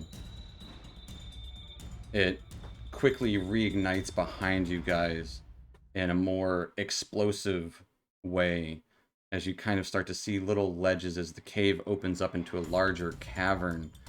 Bits of floor just start kind of falling away down into the depths of unknown. You can see little bits of mist and smoke and white light down below as the floor now seems to be just kind of falling away.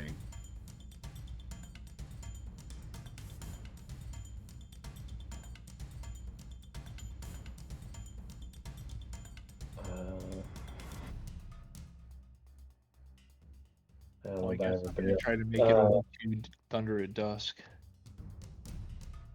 I'm gonna try to what? I'm gonna try to get over to Thunder at Dusk because he's.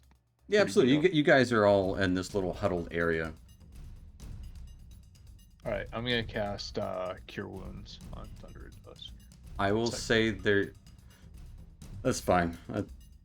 In this brief moment, the walls or the floor is falling away from you. Oh. Like you just have like a split second. And we run. Yeah, I understand. We can. I mean, yeah, I don't know. I mean, I guess I'm gonna dive for something that looks stable. Well, I was gonna say, is there a piece of floor perhaps that we're standing on that I don't know how much do we all weigh? I was gonna say I can levitate. I can't move us, but I can suspend us if it's up to 500 pounds. What's the height of the ceiling? What that's like 15, 20 feet. All right. Fungai's going to jump towards the wall, and as I'm jumping over towards it, I'm going to wild shape into a giant wolf spider to get off the collapsing floor and start scurrying across the ceiling. Fortunately, I don't think I can give you guys webs or anything to hold on to. Yeah, it doesn't really help the group. No, sorry guys. How far away is will be the nearest safe ground to go? None of it's safe. No, but how far would it have to go to? You have no idea. Right. You can't see ahead of you very far because there's so much debris and stuff in the air. But Weller, if you want to do something with levitate, you can levitate rocks, like hold something in place if you want, so people can traverse it before the floor gives way. That kind of thing. I was gonna say if there's a section of floor that I could levitate that we might be able to run across. Absolutely. And I believe that is charisma for you, so just give me a charisma check. Where are you? With a 15. Kind of holding up this little bit of floor here. Giving you guys ample opportunity to skitter across it. And I'll say you can even do that multiple times, kind of transferring this levitate or moving that rock around different kind of areas as they start to fall into this kind of gray smoke cloud below. And as they start to do, you guys would hear this kind of screeching noise. This horrible, almost squawk, and this as it just kind of echoes throughout the area. You kind of finally get to a place where the floor seems stable. Kind of exiting out into a larger cavern. The pathway in front of you, narrow, almost like land bridges that didn't fall away. Seeing below you this fog, this mist, there's no light down there anymore. It all seems to very quickly vanish and fade. And all that remains is smoke And there's kind of like this cliff, essentially, that you jut out onto. I mean, actually, several cliffs in this area. It's this large open cavern that does turn into be like maybe 40 or so feet high ceilings. Little bits of mesas kind of popping up through the smoke and ash and debris.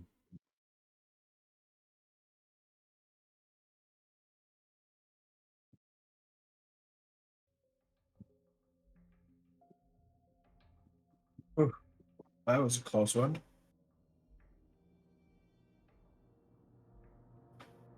And you can kind of see some land bridges ahead of you. The tunnel behind you is almost entirely collapsed, ceilings included.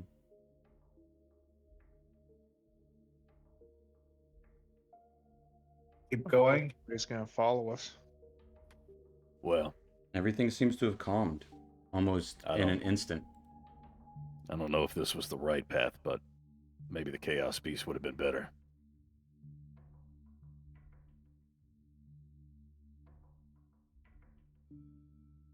Maybe. At least we Hindsight. survived. So, just for shits and gigs, do we have any sense of where that screeching sound came from? Was it behind us? Was it below us? Was it just kind of It just seems to echo throughout the space in here. Yeah, I would say it's just echoing throughout this. This is a larger sort of cavern in this space. And again, you're kind of like on a cliff with a couple of land bridges.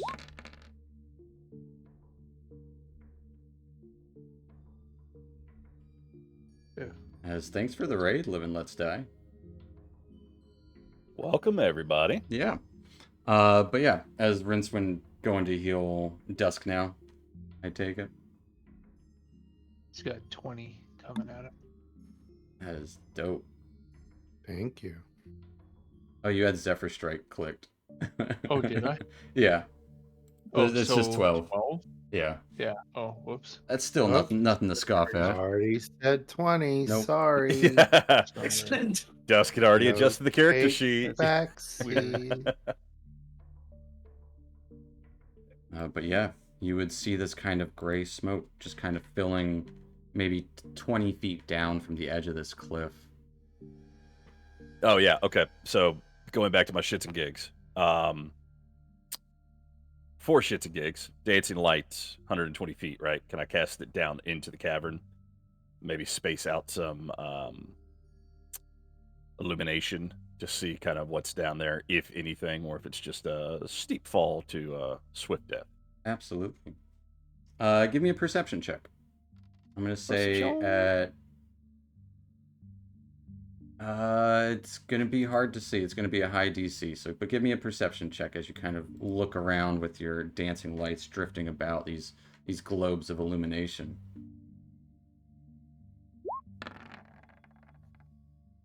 With an 11. How high of a DC? It's higher than 11. Damn it. As the smoke down there is thick, and you can't see anything really past 20 feet down. But there are land bridges kind of stretching out over this cliff. Again, more mesas kind of popping up out of the smoke. And you would see, almost on the other side of this large cavern, some other cliffs. Let me ask this, and I know it was a low roll for perception, but with dancing lights, if I'm spacing them out up to 120 feet, and there's an elevation element to that, I would say it's not that big of a cavern. It might be like 100 feet. Okay. Wide. What? It might be a big chasm that continues, but you would see inklings of a pathway across.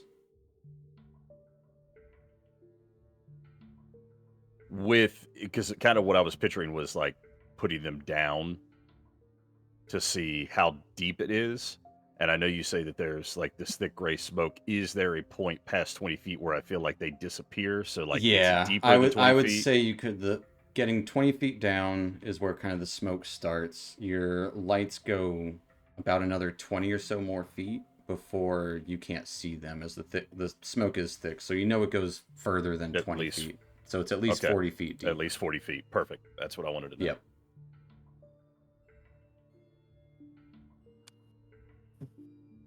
I'll relay that information. Absolutely. I do have kind of a... Well, never mind. Yeah. You would see a couple of land bridges stretching out to some of these mesas, but they're also cliff-like. And then beyond that, you would see some walls in this space here and a couple of different, like, passage, like maybe tunnels on cliffs opposite of this space that you're at. It almost kind of reminds you guys of when you were at the spider, the web, the Silk Road, the silken paths. Yeah, yeah, the Silk Road. Should we do to these mesas? Should we go to one of these mesas, or should we try to go down? So just to help me picture it, no matter. We have to like cross land bridges to, because you're saying all these other areas with like the tunnels are across from us. Yeah. You know what? To paint you a better picture. We're confused. Help us out. I'll help you out. But also remember, when we go to a new map, we roll initiative, so.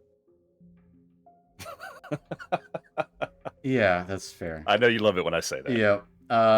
Here's the map of the place. You guys exited to the space behind you.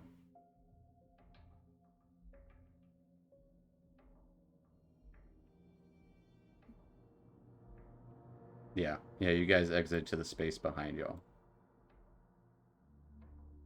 Right. Well, I guess we follow the path. And you would see a couple of openings to the left and to the right. I gotta slide over here.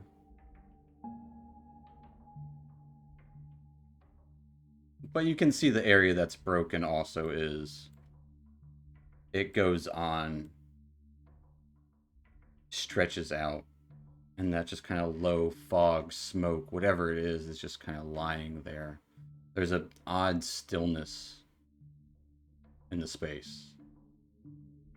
Let's guess detect magic, see if there's anything around here. Roll me a d20. I don't like that. There's an odd... It's not a school of magic, but you would recognize that there's Berzes infusement in the area here. It's not that bright, colorful that you guys are used to.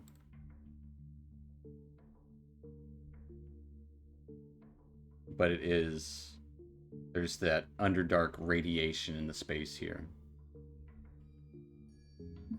I'll place a couple of lights around.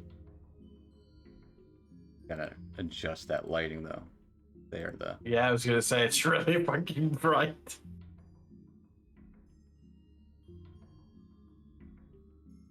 I gotta change it in a weird way. There you go. Yeah, you've got a couple of these dancing lights about the area.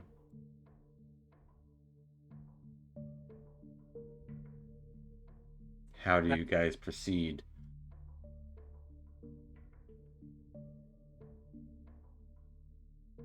Go forward. Cautiously watching our steps. I guess Funguy's a spider right now too. I think if the cave stopped collapsing, I probably would have converted back. Okay. Right, so let's go forward cautiously. So here's the question. Do we think the tunnels are a way out or a way for things to get to us? Or both? There has to be a way out. one of those tunnels is a way out, and there's only 2 left. We'll flip a coin when we get there. I mean, that's All right. point of view. Maybe neither tunnel lets us out. But Maybe this is where we die. Maybe the way out was the way in. there you go. You never know. Possibly. Possibly, if we have to die Always the here, we have to. optimist. That's Weller. If we have to die here, we die here. There we go. That's the attitude I like to hear. I'll be dying, hopefully fighting, but who knows? Hey, Cappy. Yes. Any chance you can float under this land bridge ahead of us and kind of check it for structural integrity? Is it like holding on by a thread, or? And don't be a smartass. You know what I mean by that. Check and see if we might be able to make it across, or if it's gonna fall immediately. Absolutely. I will search it to the best of my abilities as this little flump goes over and inspects said land bridge. It appears good. Like on a scale of 1 to 10, appears good. Well, there was just a major collapse in the area. I wouldn't trust everyone on it at once. But that's just my intuition speaking. All right. So move cautiously, one at a time.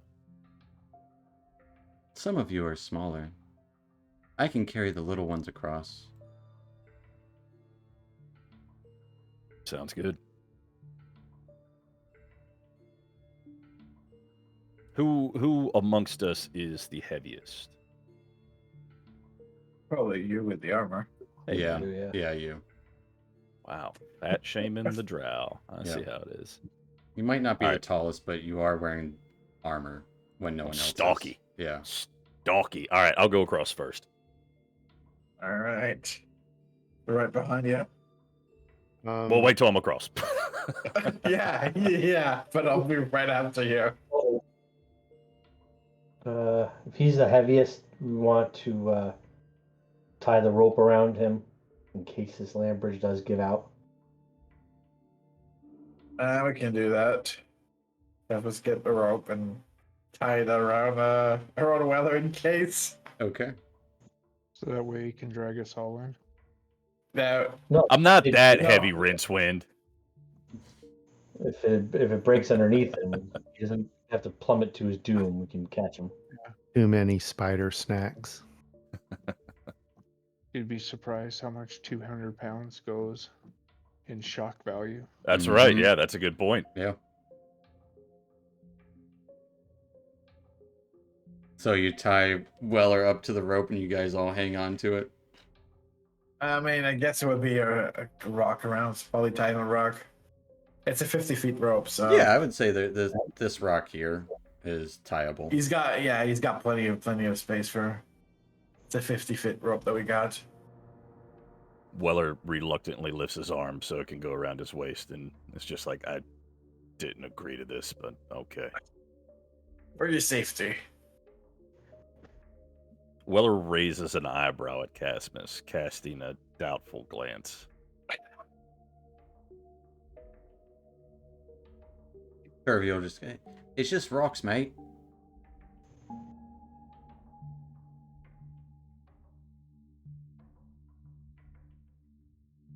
And Weller takes the path. Oh, yeah. Once that rope is securely, All in right. my crotch. Weller, you get across just fine. It's no big deal. Right, let's Careful, go. careful, guys. It was real sketchy. Watch your step. Casmus gonna go across. Casmus Cross is just fine. It's like walking across, well, rocks. A land bridge. And you would notice there is, dust crosses as well. You would notice there is a kind of the opening over there and opening there. This one seems to go in a upward sort of fashion. This one doesn't seem to go up or down. Last one over, grab the rope off the rock. Yeah, I was Yeah. about to say. I'll come over last with it.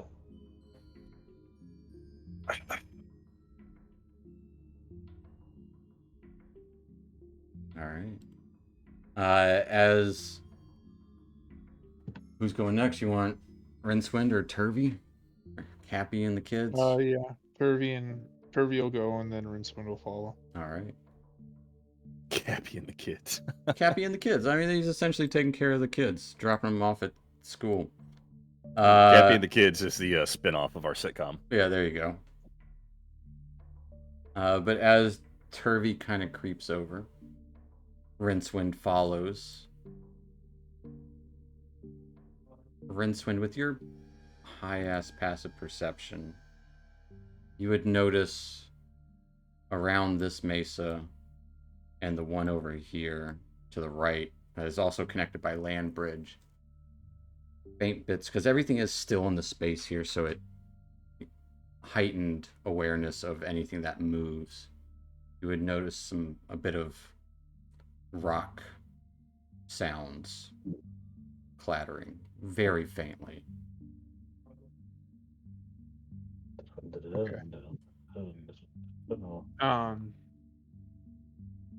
I mean, I'll pay attention to it while I'm passing by, but does it feel like the rocks are falling from above, or it's just like shale sliding? It sounds like it's coming from the sides of the mesas. Well, I'll definitely point that out to whoever's closest to me.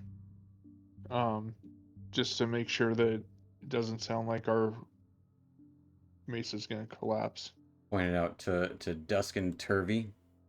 Sure. Yeah, as you kind of get across and start saying, like, hey, there's something over there.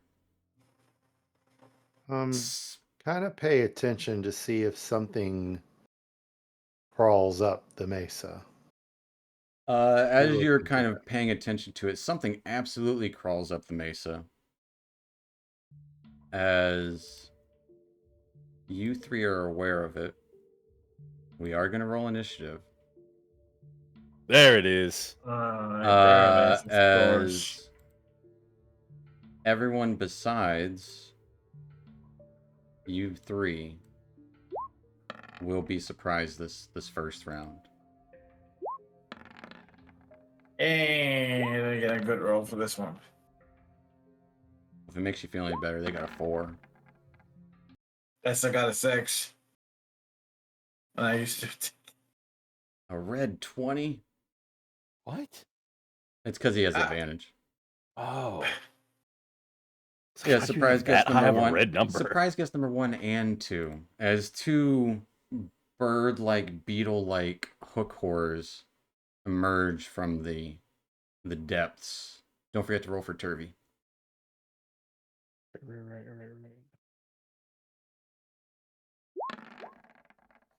You want Black Vortex? Is that what I was going for here? Seems fitting. Yeah, we'll do Black Vortex. Yeah, why not?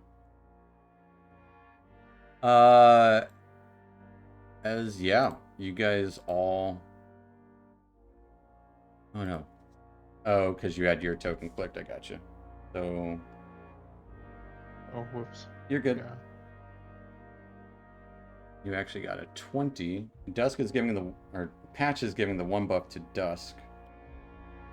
Oh, thank you. Thanks, Patch, for the 1 buff. Add a turn for Turvy, got a 15. Yeah. All right. Dusk, you're up first. Not surprised.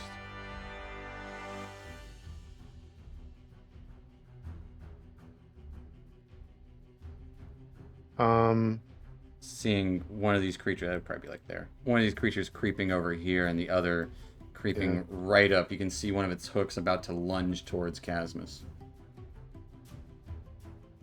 I guess I better try to stop it. Sorry, Weller. Dusk will scamper up. All right. And he will whack it with Dawn. Whack it with Dawn. Like the new commercial for the soap. Mhm. Yeah. Yeah. Everything is very clean when he kills it. Yeah. Ooh, Dawn Lou. Do you have stuck-on grease on your pans? what? Whack it with Dawn. Right. Dusk getting a 26 to hit will absolutely hit it. Dealing 14 points of radiant damage from the one buff. As you feel like someone's watching you in this moment, you just kind of stab into it with Dusk. Or with Dawn. You should From dusk till rename. dawn. Yeah, there you go. Oh, why is that You the would first hear time I this realized kind of chittering of the beak as you lash out at it. And then swing back around and stab at the hook. All right. 13 turning into a 14 because of the one buff just misses. Ooh. And then Kind of rears its hook back for its stab. as the hook is being reared back, do a spinning kick All right. and kick it. Kick it. Nat frickin' 20. I will be applying Hand of Harm. All right. You mean Foot of Harm? Foot of Harm. Paw of Harm.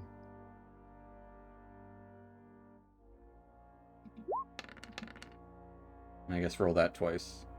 Mm-hmm. But just add the D6. Another Oh, D6. yes, I see. Not the- So, yeah. So for 10 necrotic damage and 11 plus 1 bludgeoning damage, for 22 points of damage, as you pelt it right across its beak. And then look to Casmus and say, you might want to move and move back over here. All right. That's it. Weller is surprised, unfortunately. Fungi Ooh. is surprised, unfortunately, this turn. Rincewind, you are up, though.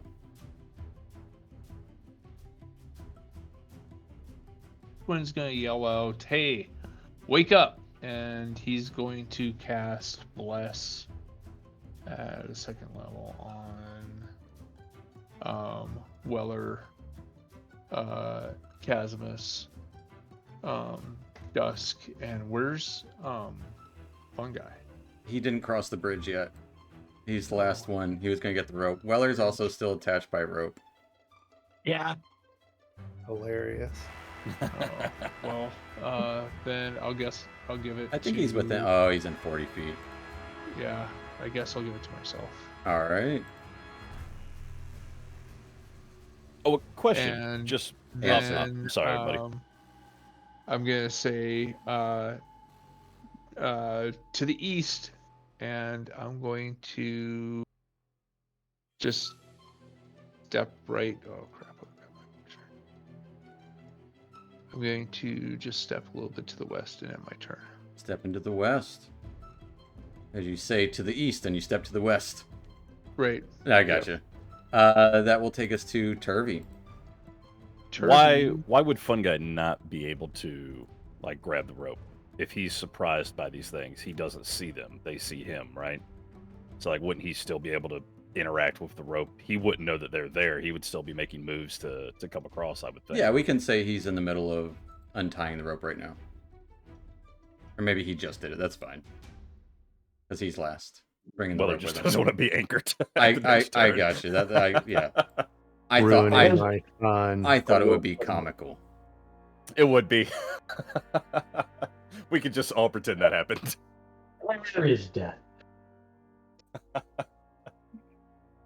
Yeah, Turvy, what's he doing? Shooting? Okay, Running? So Turvy is going to he's gonna look over and see that big beaky thing coming, and he's going to go, "Oi! Shit!" And then he's gonna hold his action for if that thing comes into range with his hand crossbow to shoot at it. Oh, the one on the right? Yeah. Gotcha. Yeah, because Rincewind called out that way. Gotcha. Casmus is unfortunately surprised this round. Which will take us to the course. Yeah, this one absolutely claws and leaps, landing right there, well within range of his crossbow. Okay, so Turvey. As it kind of uses its hooks like almost like a gorilla, kind of slamming them down and kind of pushing itself forward, leaping great distance. 21 will definitely hit.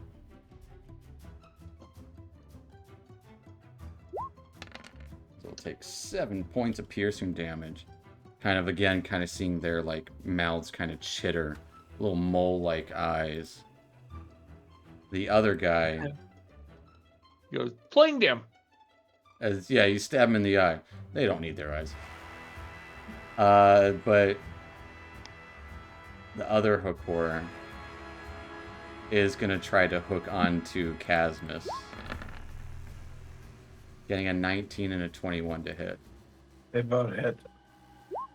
As Casmus, it kind of holding on by its back legs, you just kind of turn around just in time to see yourself get stabbed once in like the back of your shoulder for 11 points of piercing damage, and then again kind of stabbing into the back of your calf for 10 points of piercing damage. Total of 21. I told you to move. Which will take us to dusk. I couldn't move, that's the thing. Back at the top of the round. No one's surprised. Good news is, and if we do switch over eventually, the new surprise condition just gives you disadvantage on initiative checks. But dusk running around this. I would say this is kind of like a rock here. Well, will my climbing speed? Yeah, you're good. You're good. Yeah. Over it. I just meant for thematics. Yeah, scamper over the rock, almost on all fours, but still holding Dawn. Yeah, I gotcha. Land, turn, look at Casmus, and say, "You didn't move." And then swing at the hook that is embedded in his shoulder. All right. It all happened so quick. Yeah. Hey, 18 hits. Oh, plus 1 buff. Did I not give you guys 1 buffs on your character sheets? I gotta do that. Plus I 1. keep forgetting to add. Yeah, I'll do it before next week. For 13 points of radiant damage as it kind of releases. I would say you cut 14. You clearly 14 points, thank you. 14 points of radiant damage as you kind of cleave. Classic Luke Skywalker move there. You cut off his hand, his hook, as it's embedded into Casmus's shoulder. Or calf? Which one was it? I don't remember. Shoulder. Yeah, it's still there, Casmus. You're gonna feel it forever. And then, it making a boom boom noise like a lightsaber. Swing back around and try to hit it in the head. Apps 29 hits, yes, it does. For 9 more points of radiant damage. As you try to hit it in the head, you get in the shoulder and cut off a bunch of its whiskers. Because they got fun looking whiskers. Well, so do I. No one ever points that out. Yeah, but these are mole, beetle, praying mantis, birds. Look at that. I get the horror now. Yeah, that'll do it. And then kick at whatever appendage it's using to continue to climb up the mesa. All right. Yeah, it's kind of hanging on by its 2 hooked-in feet. 31 definitely hits. For 8 points of bludgeoning damage. As you kind of kick it, its body, it loses its footing, ripping out its other claw that is on, or its other hook that's in Casmus's calf, as it just goes tumbling down into the abyss. As it leaves like a hole in the smoke. You don't even hear a thud. I got mine, Weller. Staying put? No, scamper back over the rock. Kind of positioning myself to act if I need to next time. All right. Weller, you're up. I'll turn and look at Dusk and say, "Your whiskers are distinguished," and then take a swing at this guy with the old maul. All right. So are yours. Thank you.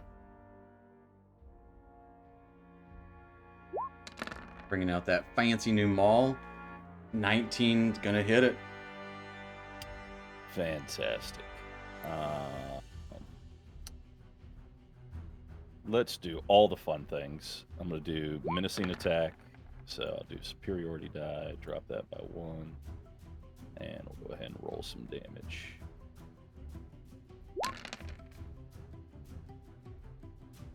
Menacing attack. Absolutely. Big wisdom.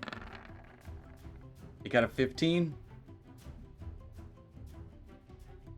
Great question. I always forget how that works. Strength. Your strength modifier plus 8 plus 3. So 11 plus your strength modifier. 4. So the So DC is 15. It just makes it. All right. But it well, will it's still not take scared of me. 15 points of damage. It still hurt. We're going to do extra attack and run that one back. All right.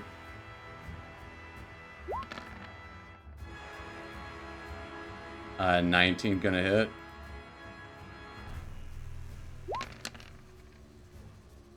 Doing another menacing.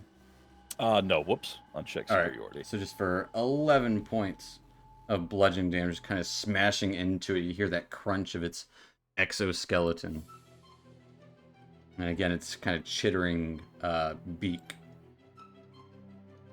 And I mean, yeah, hell. Why not? Let's do the action surge. Do the action surge. Get as much as I can. 21 gonna hit it. You just don't want me to have to finish it off. 13 I was kind of insulted that you points moved of over. damage as you're just kind of like this whirlwind of a giant hammer spinning around. Going And- ham on it. Well, extra attack on that one. Yeah, yes. And Can re-roll that one if you'd like. yeah, I was gonna say, wait, that seemed low. Yep. Well, just the one. You don't re-roll both. So just roll one. We roll 1d6.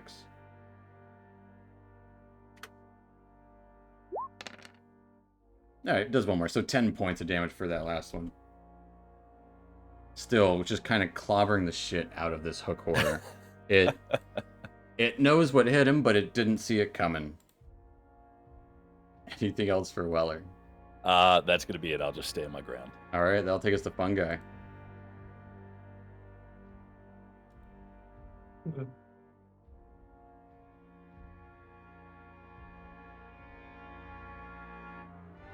You did.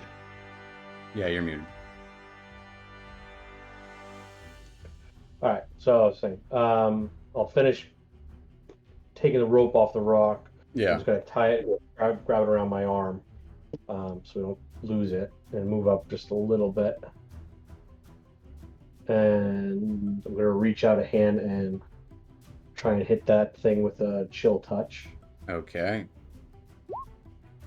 22 absolutely hits. For 10 points of necrotic damage as this thing, it kind of starts to quiver and shake as it's almost like the exoskeleton. You can kind of hear it rattling. It doesn't look healthy by any means. And just for good measure, I'm gonna take a second and grab my breath. And Alright. use this second wind to restore Giving yourself 10. 10 hit points. Taking us to Rinse Wind. I will pull out my bow and shoot at the hook horror. I All guess. right. Let's see. Shoot. 25 definitely hits. You guys are rolling And- good on those hits tonight. Unbelievable, right? I'm going to use my bonus action to infuse it with a little bit of force.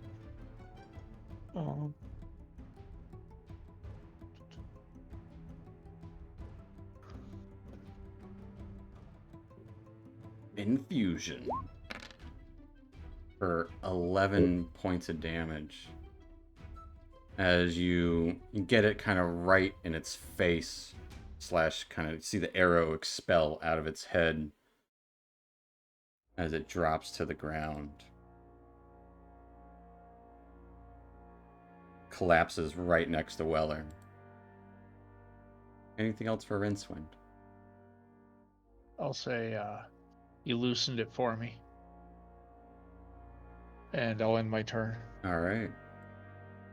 This will take us to surprise guest number 3. As that horrible squawking you guys heard previously emerges from all around the area, that as it, you would see it, it's not coming in trying to be sneaky at all.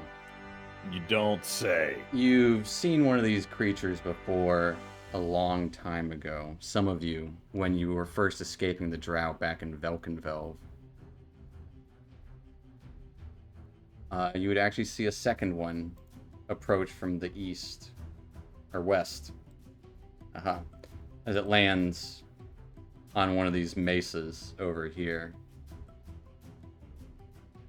The second one is just simply going to... Actually, it's going to fly over here for a brief second. And just let out that... That was kind of more screechy, but Mike doesn't pick up high-pitched noises. I will need... Not Dusk. Rincewind, Weller, Turvy, and Casmus to give me a Constitution saving throw.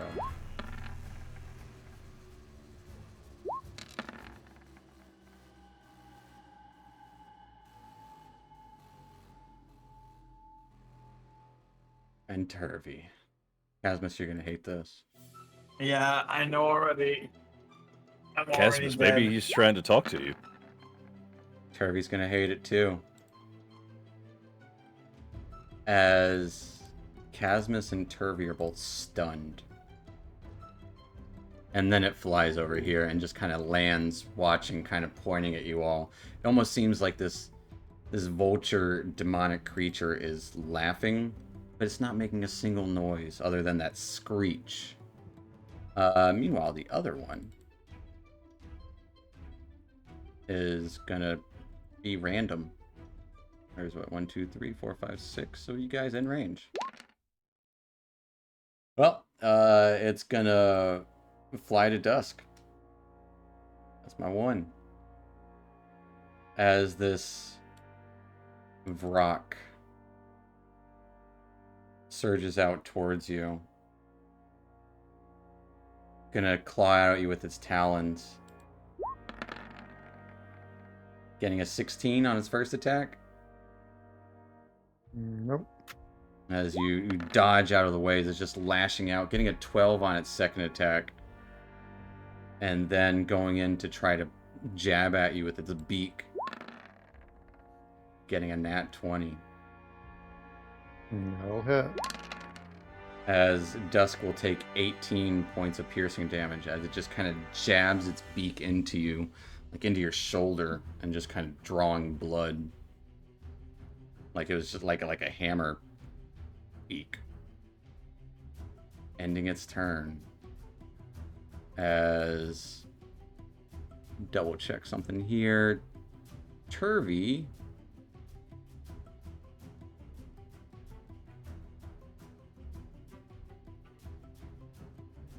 is stunned still. Casmus, you are stunned.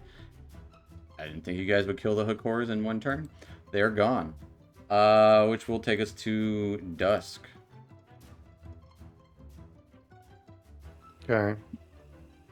Return the favor. swing Dawn at it. All right. A 17 hits it. For 14 points of radiant damage. 15. 15 points of radiant damage. As it lets out a screech, not quite as high pitched as the other one did, but not that stunning screech. Just a regular screech. Roar! And follow through and swing again. Yes. Yes. For 8 more points of radiant damage. Just kind of cutting into it like butter. Bonus action flurry of blows. Okay. Yes. Are your unarmed strikes magical right now? No. All right. Doesn't seem to So do as take it. much damage as you were hoping with this. And then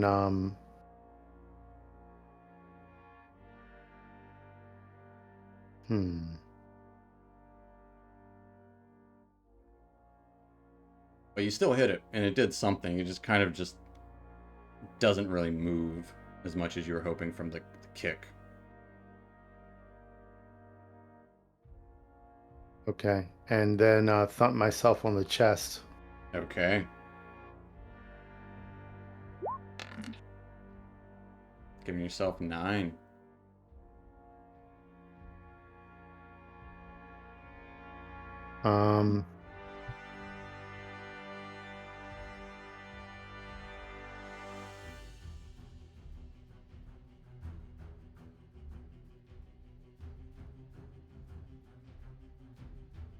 Staying put.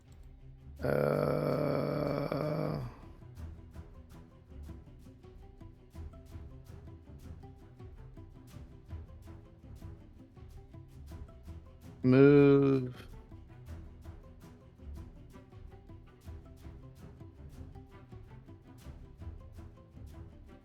Over here. All right.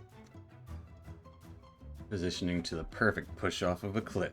Gotcha. I joke. I kid. Mostly. All right. I meant to do it at the top of the round, but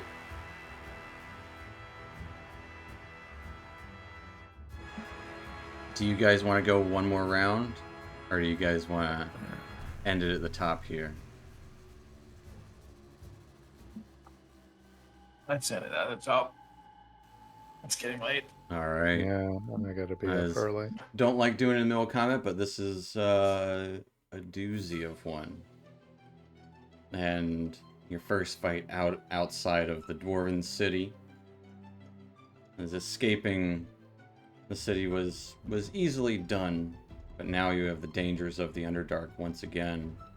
No more political or, well, it seems like the problems there might also be the problems elsewhere in the Underdark. But yeah, we're gonna pick up there next week, folks, in the middle of combat with these two vulture-like demons.